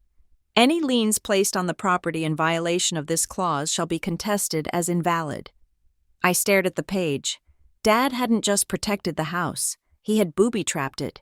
He knew, even 15 years ago. He knew Elena might try something. He had built a legal ejector seat. I flipped to the last page to see who the successor trustee was. It wasn't Elena. It wasn't me. It was a name I didn't recognize. Arthur P. Vance, Esquire. I checked the date again. 15 years ago. Wait, if the house was in a trust, then the deed Elena signed, the one where she transferred it from Mom and Dad to just Dad, was fraudulent. You can't quit-claim a house out of a trust if you aren't the trustee acting within your powers. She had forged the chain of title. She had ignored the trust existence, or maybe she didn't know about it, and created a new, fake deed to show the lender. But the real deed, the one placing the house in the trust, would have been recorded 15 years ago, unless she never recorded the trust deed. If Dad signed the trust papers but never filed the deed with the county, then the trust was an unfunded instrument, a ghost. But there was a sticky note attached to the back of the packet. In Dad's handwriting, recorded book 402, page 89. Don't let her find this. He had recorded it. My mind raced. If he recorded it, why didn't the title search show it? Because Elena had likely filed a revocation of the trust, or a fraudulent satisfaction. She had scrubbed the record. I had the proof. I held the smoking gun in my hands. I started the car. I needed to get these to Sarah immediately. But as I put the car in drive, my phone rang. It was Elena. I didn't answer. It rang again and again. I looked in my rearview mirror. Elena's SUV was behind me. She had followed me. She flashed her lights. I felt a spike of panic. I wasn't going to pull over. I was going to drive straight to the police station. But then she swerved around me, cutting me off and slamming on her brakes. I slammed on mine, my tires screeching on the asphalt. We came to a stop in the middle of the quiet suburban street. Elena got out of her car. She marched toward me. I locked my doors. She pounded on the window. Her face was wild. "Open the door," she screamed. I cracked the window an inch. "Get away from my car." "Elena." "I saw it," she yelled. "I saw you take it. The envelope." She had been watching the attic vents, or she had seen the bulge under my sweater. "It is over." "Elena," I said, my voice trembling but loud. I have the trust documents. I know about the trigger clause. I know you don't have the right to sell the house. She stopped pounding. She stared at me through the glass. The anger drained out of her face, replaced by a sudden, terrifying hollowness. She stepped back. "Gabriella, please," she said. Her voice was muffled by the glass. I rolled the window down another inch. "Please what?" I asked. "Please let you sell it? Please let you erase us? If you file those papers," she said, tears streaming down her face, "the lender will call the fraud. They will prosecute me. It won't just be a civil case. It will be criminal." I gripped the steering wheel. "I know," I said. She leaned her forehead against the glass. "I did it for us." She sobbed. "I swear. I thought I could fix it. I thought I could double the money and pay off everything. I just needed time. You gambled," I said. "It wasn't Dad. It was you. You took the house, and you betted on something. Didn't you?" She didn't deny it. She just closed her eyes. "I am in so deep. Gab, if you stop the sale, I go to jail." The silence stretched between us. The birds were singing in the trees. The sun was shining. It was a beautiful day for a tragedy. I looked at the sister I had worshipped when I was 5. The sister who had taught me to tie my shoes. The sister who was now standing in the street, begging me not to destroy her life. I felt the weight of the envelope against my stomach. It was heavy. "If you do this," she whispered, looking me in the eye, "you will destroy me." I looked at the house down the street, the dumpster, the gutted kitchen, the home she had turned into a poker chip. I looked back at her. "You already did," I said. I rolled up the window. Elena stood there, her hands hanging by her sides. As I drove away, I watched her in the rearview mirror until she was just a small, dark figure against the bright green of the lawns. Shrinking, until she was gone. The leather chair in Sarah Merritt's office was the only comfortable thing in my life. Outside, the autumn wind was stripping the trees bare, but inside, the air was still and smelled of old paper. Sarah sat across from me, the contents of the Ziploc bag spread out on her mahogany desk. She hadn't spoken for 2 minutes. She was reading the trust document with a magnifying glass. Her brow furrowed. Finally, she looked up. "It is incomplete," she said. My heart sank. "What do you mean?" "I mean, this is a copy of the trust instrument, and it references the deed recording. But we are missing the Schedule A," Sarah explained, tapping a page. "That is the list of assets funded into the trust. Without that, a judge could argue the house was never formally transferred, even if the intent was there." "But Dad's note," I said, pointing to the yellow sticky note. "He wrote the book and page number." Sarah nodded. "Which is excellent evidence of intent, but legally, we need the chain. However," she took off her glasses and looked at me, a small, sharp smile playing on her lips. "This is enough to pull the trigger on discovery. We have a reasonable basis to allege that the title transfer Elena executed in May was fraudulent, because the property was already held in trust. We can subpoena everything now: notary logs, bank communications, Crestline's internal files. We are going to turn the lights on, Gabriella, and roaches hate the light." We filed the motion the next morning. The reaction wasn't legal, it was social. 2 days later, I was at the grocery store in Ravenport, squeezing avocados. When my phone buzzed, it was my cousin Marcus. "Hey Gab, are you coming to Aunt Linda's birthday thing on Sunday?" I stared at the screen. I hadn't been invited to a family gathering in 6 months. Elena had seen to that. I didn't know about it. I typed back. "Elena said you were probably too busy suing her to come." Marcus replied, "But Linda wants you there. Seriously. Come." I debated it. Walking into a room full of people who had been fed a diet of Elena's curated lies felt like walking into a firing squad. But if I didn't go, I was proving her right. I was the distant, bitter sister. I went. Aunt Linda's house was in a neighboring suburb, a sprawling ranch-style place filled with ceramic roosters and the smell of pot roast. When I walked in, the conversation in the living room didn't stop. But it definitely stuttered. Elena wasn't there yet. I hugged Aunt Linda, who held me a little too tight. "I am so glad you came," she whispered. "We miss you." "I miss you too," I said. I grabbed a deviled egg and stood near the patio door, trying to look casual. That was when Aunt Beatrice cornered me. Beatrice was my father's older sister, a woman who wore pearls to the grocery store and believed family business should be buried in the backyard. "Preferably deep."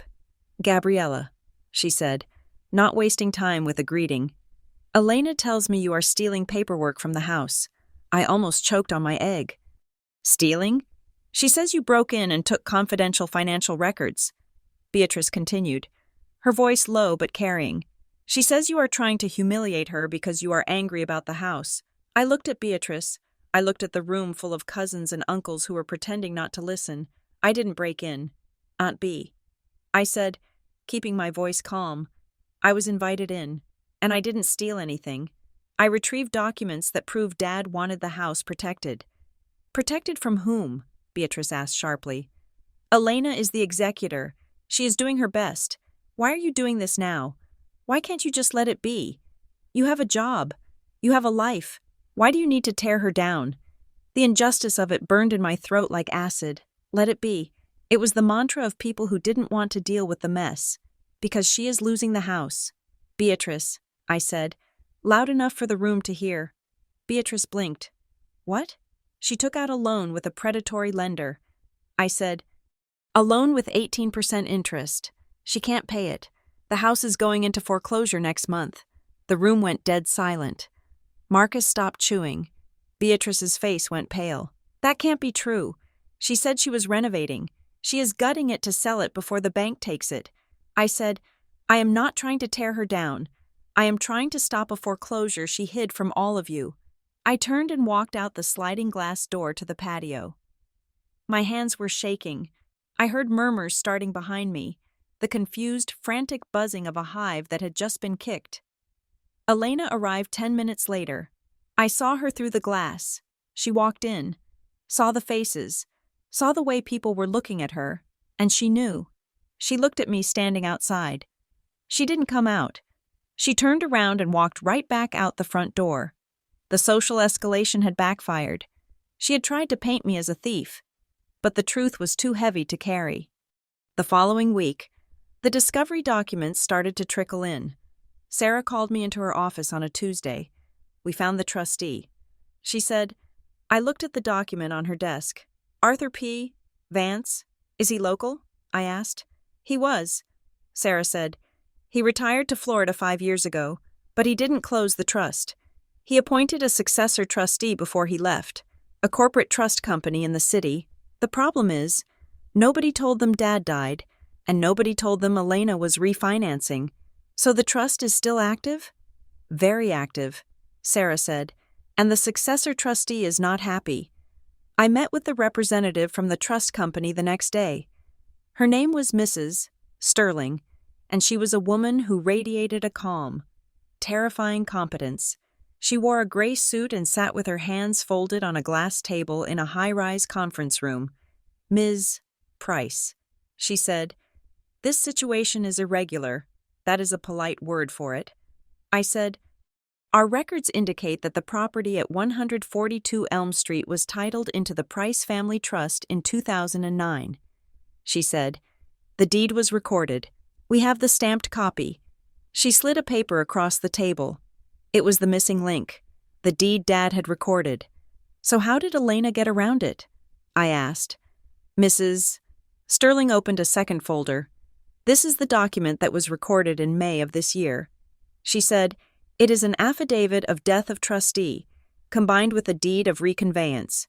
Essentially, it claims the trust was revoked by your father prior to his death, transferring the property back to his individual name." She pointed to a signature at the bottom, "Robert Price." I looked at it. It was shaky.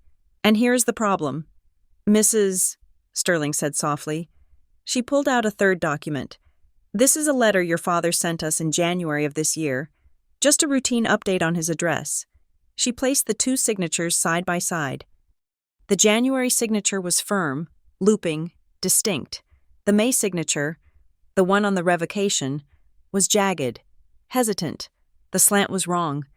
It is not just that they don't match, Mrs. Sterling said. It is the pressure points.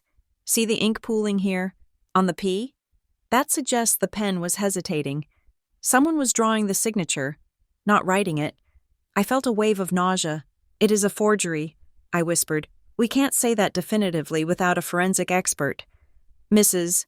Sterling said carefully, but it is highly suspect, and more importantly, the revocation requires 2 witnesses. The witnesses listed here? She pointed to 2 names scrawled illegibly. We checked them. She said, they don't exist in the county database. No address. No phone number. They are ghosts. I sat back in the chair. Elena had gone so far. It wasn't just a panic move. It was a constructed reality. What happens now? I asked. The trust has a duty to defend the asset. Mrs.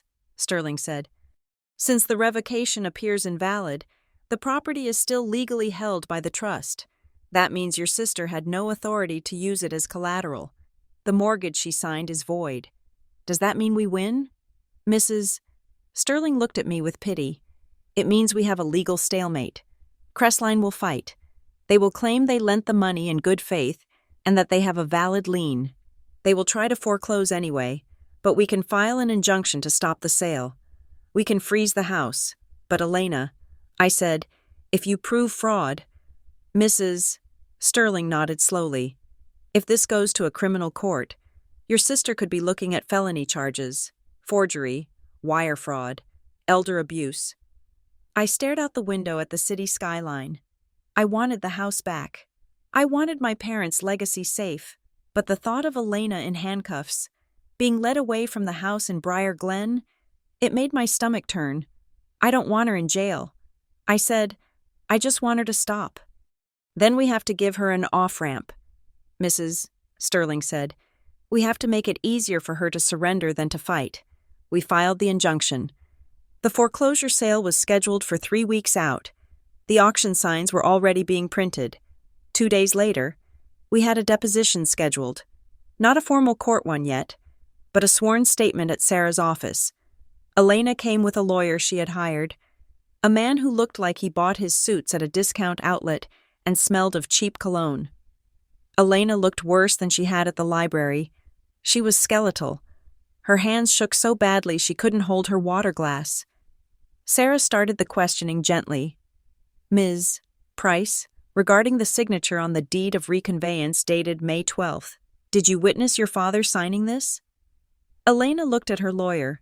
He nodded. Yes, she whispered. Sarah slid the handwriting comparison across the table. Our expert analysis suggests this signature was traced, Sarah said. And the witnesses listed, John Doe and Jane Smith, essentially, cannot be located. Can you tell us who they were? Elena opened her mouth, then closed it. She looked at the paper. She looked at me. I don't remember their names. They were neighbors. Which neighbors? I asked. Mrs. Higgins? Mr. Henderson? She flinched. Not them. People walking by. People walking by came in to witness a trust revocation? Sarah asked. Her eyebrow raised. Elena started to cry. It wasn't a sob. It was a silent, shaking weep. I didn't sign it, she blurted out. Her lawyer put a hand on her arm. Elena, quiet. No, she yelled, pulling away. I didn't sign it. I didn't forge his name. Then who did? I asked. The man, she cried. The man from Crestline.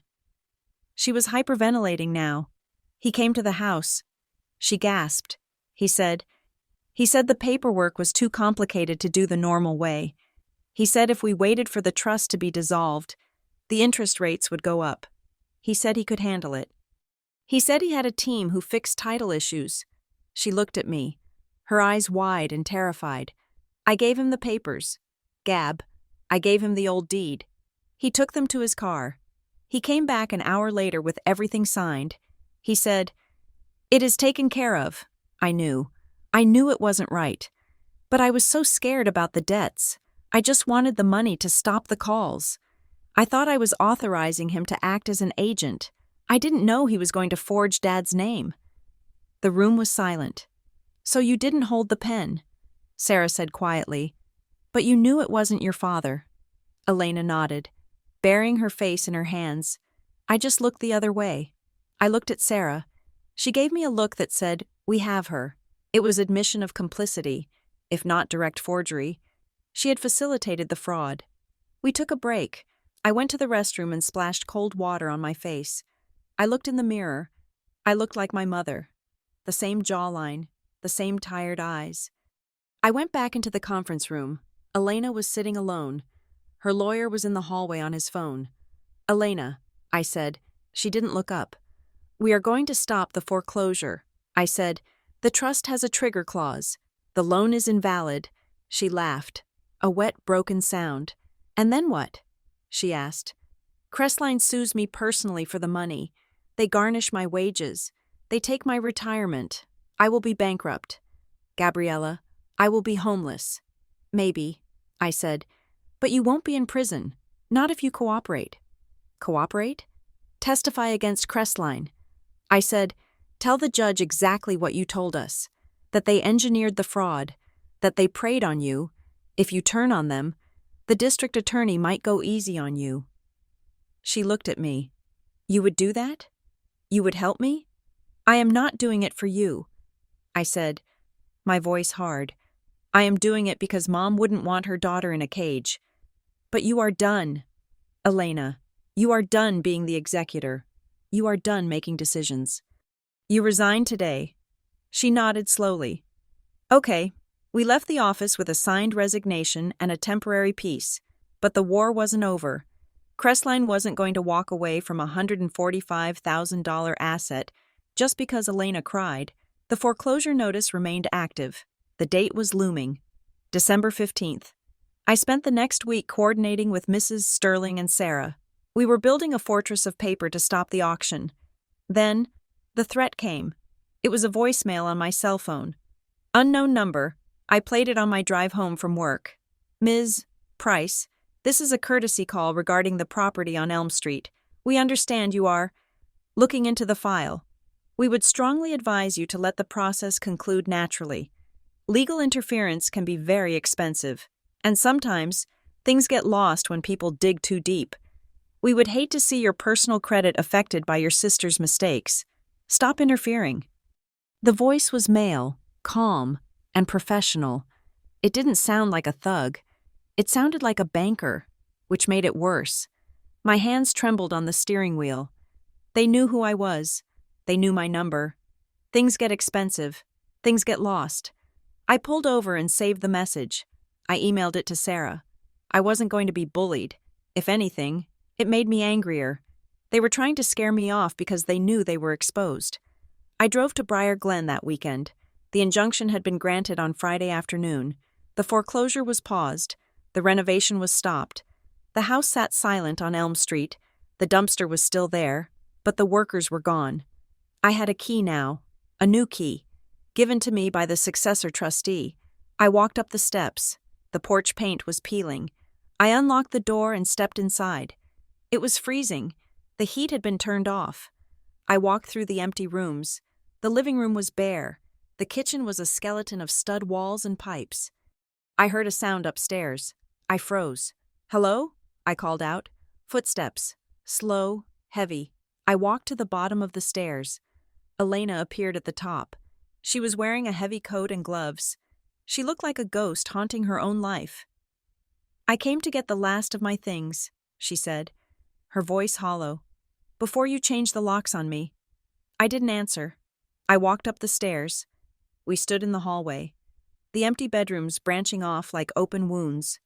"Why, Elena?" I asked. "Not about the money, not about the fraud. Why did you kick me out? Why were you so cruel that day at the funeral?" She looked at the floor. She kicked at a loose nail. "Because Dad told me to," she said. I frowned. "What? He didn't tell me to kick you out." She corrected herself.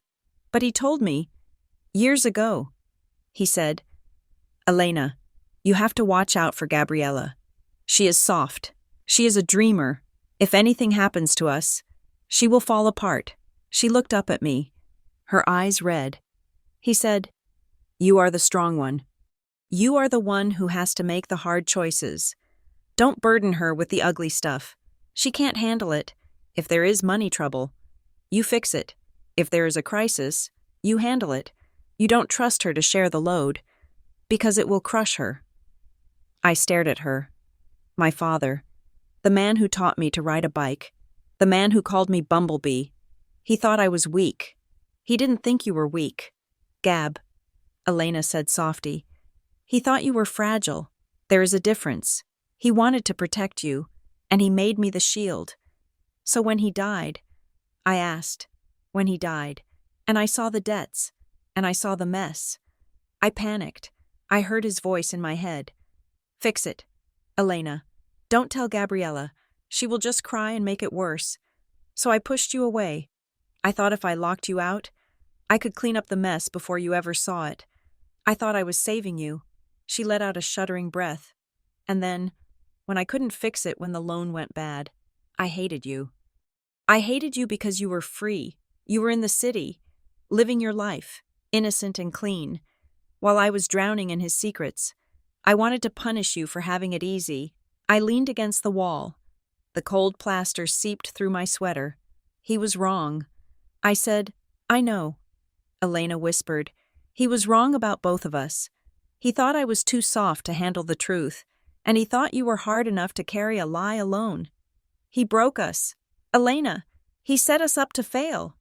Elena looked around the empty hallway. "He left us a house of cards," she said, and I blew it down. I looked at my sister. I didn't see a monster anymore. I saw a victim of a well-intentioned, chauvinistic love that assumed protection meant exclusion. Dad had tried to engineer our happiness, and instead, he had engineered a catastrophe. I didn't forgive her, not yet. She had still forged the papers. She had still been cruel. But I understood. The house is safe for now.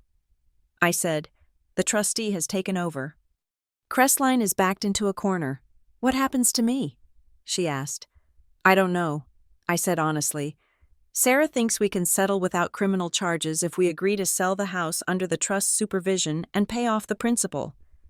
But refuse the interest and penalties. You won't walk away with any money." "Elena, the equity will likely be eaten up by legal fees and the debt settlement. I don't care about the money," she said. "I just want this to be over." She picked up a box from the floor. It was small. "I found this in his closet," she said. She handed it to me. It was a cigar box. Not the one I had taken. A different one. I opened it. Inside was a deck of cards. A poker deck. And a photo. It was a photo of the two of us, taken in the backyard when I was 5 and she was 10.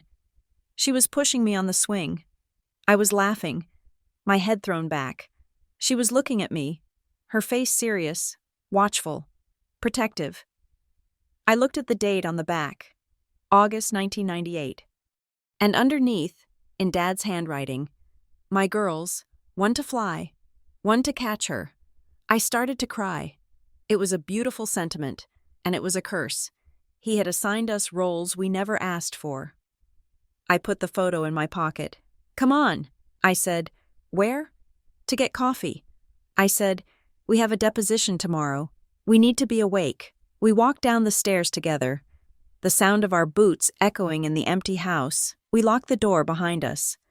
The house stood silent, a hollowed-out monument to a family that had loved each other enough to lie, and damaged each other enough to almost lose everything. But as I stood on the sidewalk, looking at the peeling paint, I knew one thing. The house was just wood and brick. The real structure, the truth, was finally being built, and this time, I was the one holding the hammer. The fluorescent lights of the Bryan County Superior Court were a different kind of cold than the winter air outside. Outside, the cold was natural, bracing. Inside, it was sterile, smelling of floor wax and anxious sweat. I sat at the plaintiff's table next to Sarah Merritt, my hands folded in my lap to keep them from shaking. It was December 15th, the day the foreclosure auction was supposed to happen. Instead, we were here, in Department 4, asking a judge to freeze time. I looked across the aisle. Elena sat at the defense table. She looked smaller than I had ever seen her. The shoulder pads of her blazer seemed to hover over her frame, her neck thin and pale. She didn't look at me. She stared at the water pitcher on the table as if it contained the secrets of the universe. Next to her was her lawyer, the man in the cheap suit, and next to him, sitting at a separate table for intervening parties, was the attorney for Crestline Asset Solutions. He was a shark, a man named Mr. Blackwood with a tan that looked painted on and a suit that cost more than my car. He was tapping a gold pen against a legal pad, looking bored. "All rise," the bailiff announced. Judge Holloway entered. He was an older man with a face like a crumpled paper bag and eyes that had seen every version of human greed imaginable. He sat down, adjusted his glasses, and looked at the docket. Price Family Trust versus Price, regarding the property at 142 Elm Street. He read, "And the motion for preliminary injunction against Crestline Asset Solutions. Let us begin." Sarah stood up. She was calm, her voice projecting without shouting. "Your Honor," she began, "we are here to prevent the unlawful foreclosure of a property that was fraudulently encumbered. The evidence will show that the defendant, Elena Price, lacked the legal authority to mortgage this property, as it was held in an irrevocable trust. Furthermore, the loan documents were executed based on a fraudulent chain of title and notarized by a commission that was invalid at the time of signing." She laid it out, the timeline, the trust deed from 15 years ago, the revocation signed in May with the shaky signature, the notary suspension. Mrs. Sterling, the representative from the trust company, took the stand first. She was the anchor of our case. She explained the trigger clause with the precision of a surgeon. "Section 7 is explicit, Your Honor," Mrs. Sterling said, adjusting the microphone. "The grantors, Robert and Catherine Price, intended for this home to be a shelter, not a financial instrument. The clause states that any attempt to use the home as collateral without unanimous beneficiary consent constitutes a breach of fiduciary duty. Such a breach automatically removes the trustee's powers. Therefore, when Elena Price signed that loan, she was already stripping herself of the right to sign it." Judge Holloway looked over his glasses at Crestline's attorney. "Mr. Blackwood," he said, "you are holding a note for $145,000. Are you suggesting your due diligence failed to catch a 15-year-old trust deed?" Blackwood stood up, buttoning his jacket. "Your Honor, Crestline Asset Solutions acted in good faith," he said smoothly. "The public record at the time of the loan showed the trust had been revoked. We relied on the documents provided by the borrower. We are not detectives. We are lenders. If there is a family dispute between sisters, that is tragic, but it should not invalidate a secured debt. We have paid out cold hard cash to settle the decedent's debts. We are entitled to our collateral." He turned and pointed a finger at me. "What we have here, Your Honor, is a disgruntled beneficiary. Ms. Gabriella Price was absent for years. She returns only when there is money on the table, trying to use technicalities to void a legitimate business transaction that saved her father's estate from bankruptcy. She is not a victim. She is an opportunist." I felt the heat rise in my cheeks. Opportunist. I wanted to stand up. I wanted to scream that I was the one sleeping on a floor mattress while my sister played roulette with our inheritance. I wanted to scream that I wasn't absent. I was pushed away, but I didn't moving. I kept my face blank. Sarah had warned me. "If you get emotional, you look like the hysterical sister Elena told everyone you were. If you stay cold, you look like the truth." I took a sip of water and set the glass down without making a sound. The judge watched me. I saw a flicker of assessment in his eyes. He saw the restraint. "Ms. Price," the judge said to Elena, "please take the stand." Elena walked to the witness box. Her legs were unsteady. She swore to tell the truth. Her voice barely a whisper. "Ms. Price," Mr. Blackwood began, trying to salvage his collateral. "Did you believe, at the time of signing, that you had the authority to refinance the home?" "Yes," Elena whispered. "And did you use the funds for their intended purpose? To pay off estate debts?" "Yes." "And did your sister, Gabriella Price, offer any financial assistance during this period? No, Elena said. She wasn't involved. So you acted alone to save the family home? I tried, Elena said. Her voice cracked. Mr. Blackwood sat down, looking satisfied. He had painted the picture. The noble, burdened older sister versus the lazy, litigious younger one. Sarah stood up for cross-examination. She didn't bring a notepad. She brought a single piece of paper. Elena, Sarah said gently, you testified that you believed you had authority, but isn't it true that you received an email from a consultant at Crestline on May 10th, 2 days before the signing? Elena blinked. I got a lot of emails. Sarah walked to the bailiff and handed him the paper. Exhibit C, Your Honor. An email from the account of Mr. Jason Thorne, senior consultant at Crestline. Sarah read from the paper. Elena, just a heads up. The title search is showing the old trust. If we wait to clear it legally, it will take months. I can get the revocation drafted today. But you need to understand, if this goes sideways, or if you default, the penalty isn't just fees. We take the deed immediately. This is a hard money loan. Make sure you can handle the payments. Sarah lowered the paper. He warned you, Elena. He told you it was a hard money loan. He told you about the trust issue. You didn't believe you had authority. You knew you were bypassing the rules. Elena gripped the railing of the witness box. I was scared, she cried out.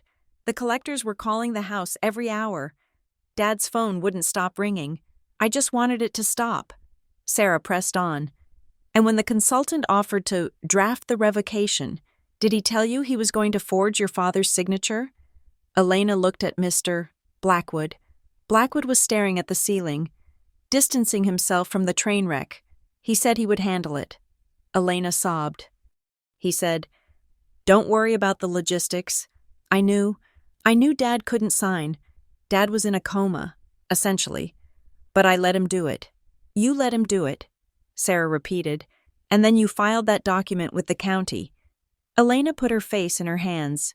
Yes, and to cover your tracks, Sarah continued, her voice hardening. You evicted your sister. You changed the locks. You lied to your family.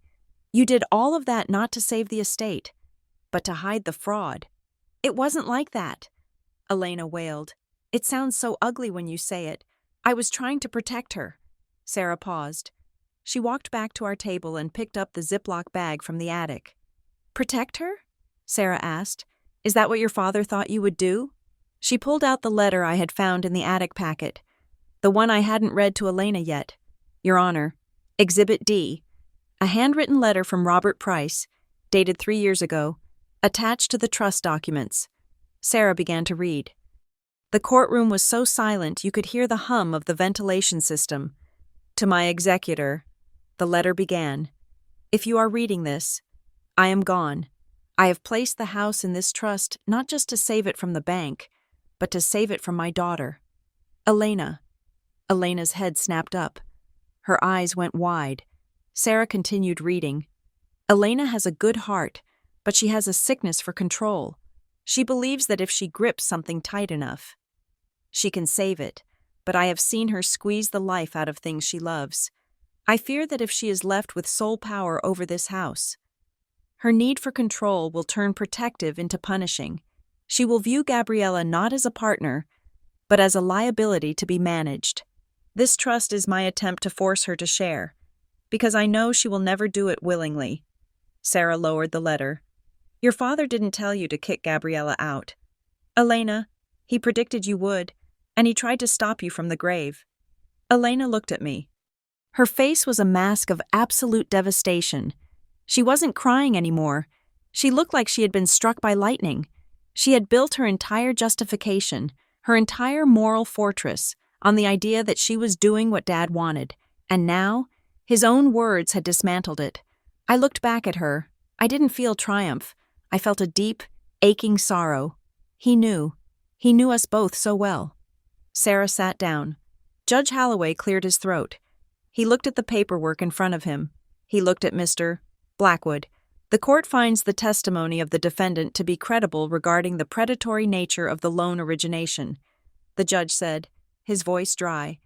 However, the court also finds that the defendant, Elena Price, acted with gross negligence and breached her fiduciary duty to the estate. He signed a paper with a flourish. I am granting the preliminary injunction. The foreclosure sale is state effective immediately. Any attempt by Crestline to transfer title or sell the asset will be considered contempt of court. He looked at Elena. Furthermore, I am removing Elena Price as executor. I am appointing the successor trustee to take immediate possession of the property. I am also ordering a forensic accounting of all estate finances, to be paid for by the estate. He leaned forward. And Mr. Blackwood? I am referring the transcript of this hearing to the district attorney's office regarding your client's notary practices. If I see one more hard money loan with a dead man's signature come through my court, I will hold your firm in contempt personally. Court is adjourned. The gavel banged. It was a sharp wooden sound that signaled the end of the war. But not the peace. We walked out of the courtroom into the hallway. It was crowded. Aunt Beatrice was there. Marcus was there. They had all come to see the show. They swarmed around us, a buzzing cloud of confusion. What does that mean? Beatrice asked, grabbing my arm. Did you win? Is the house safe? The house is frozen. Aunt B, I said, the bank can't take it. For now. Elena walked out a moment later. She was alone. Her lawyer had already sprinted for the elevator. The family parted like the Red Sea. They didn't know what to do. They had spent 6 months being told I was the villain, and now they had just heard a judge call Elena a fraud. Elena stopped in front of me. She looked at the crowd of relatives, then at me. She didn't look angry. She looked relieved. Her shoulders were slumped, but the frantic energy was gone. The secret was out. She didn't have to carry the lie anymore. Here, she said. Reaching into her purse, she pulled out a ring of keys. The keys to the house. She dropped them into my hand. The metal was warm from her palm. You were right, she whispered. He did know.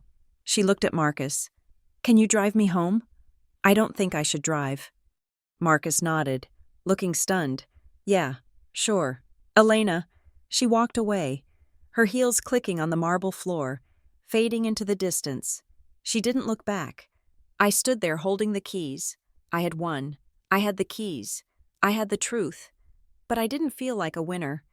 I felt like a survivor of a shipwreck who had finally washed ashore, only to realize the island was deserted. 2 days later, I went back to the house.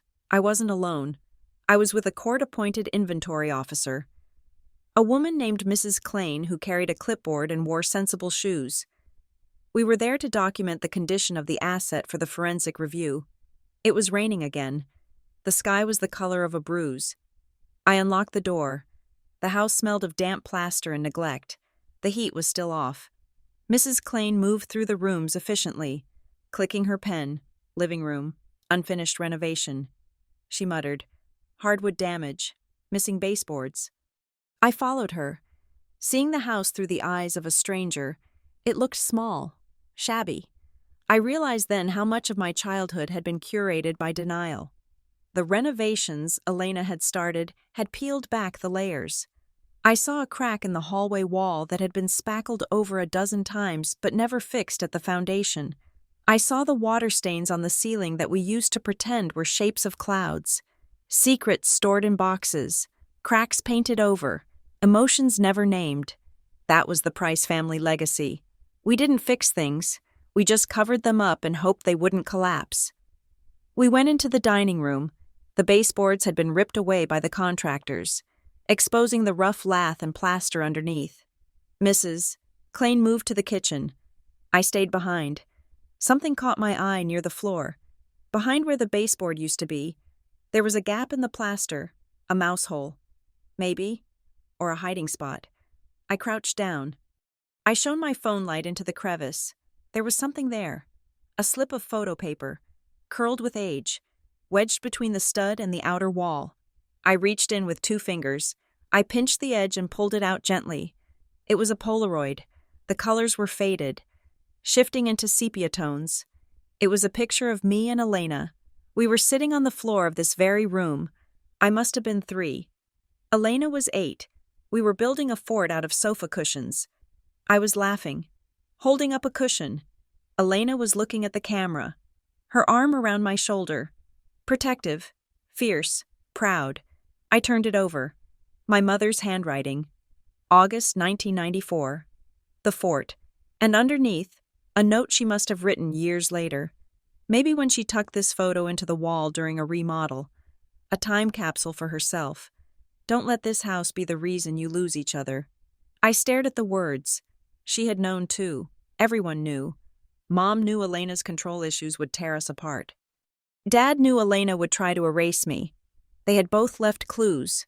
Breadcrumbs, legal traps, and letters, trying to engineer a peace they couldn't create while they were alive. I sat on the dusty floor of the dining room, holding the photo. Mrs.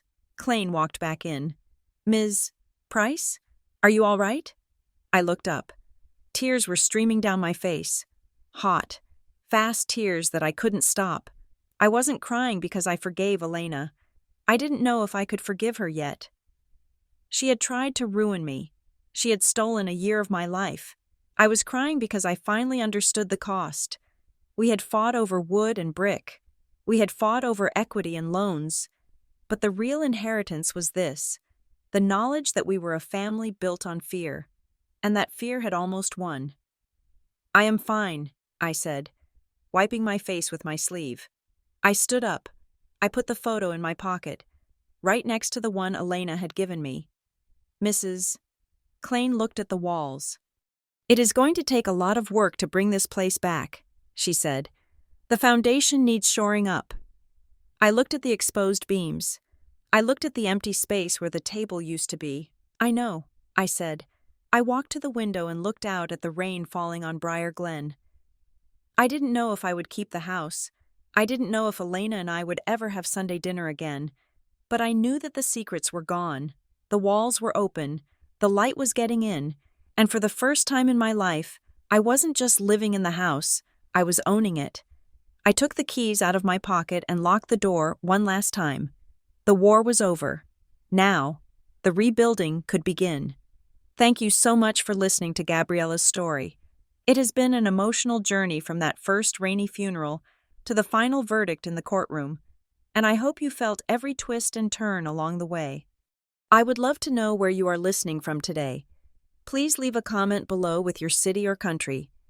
And if you enjoyed this story, please make sure to subscribe to Revenge Stories for more tales of betrayal, justice, and the complex drama of family life. What do you think Gabriella should do with the house now? Should she sell it? Or try to rebuild it with Elena? Share your thoughts in English in the comments section. I read every single one. Until next time, stay safe and keep watching the shadows.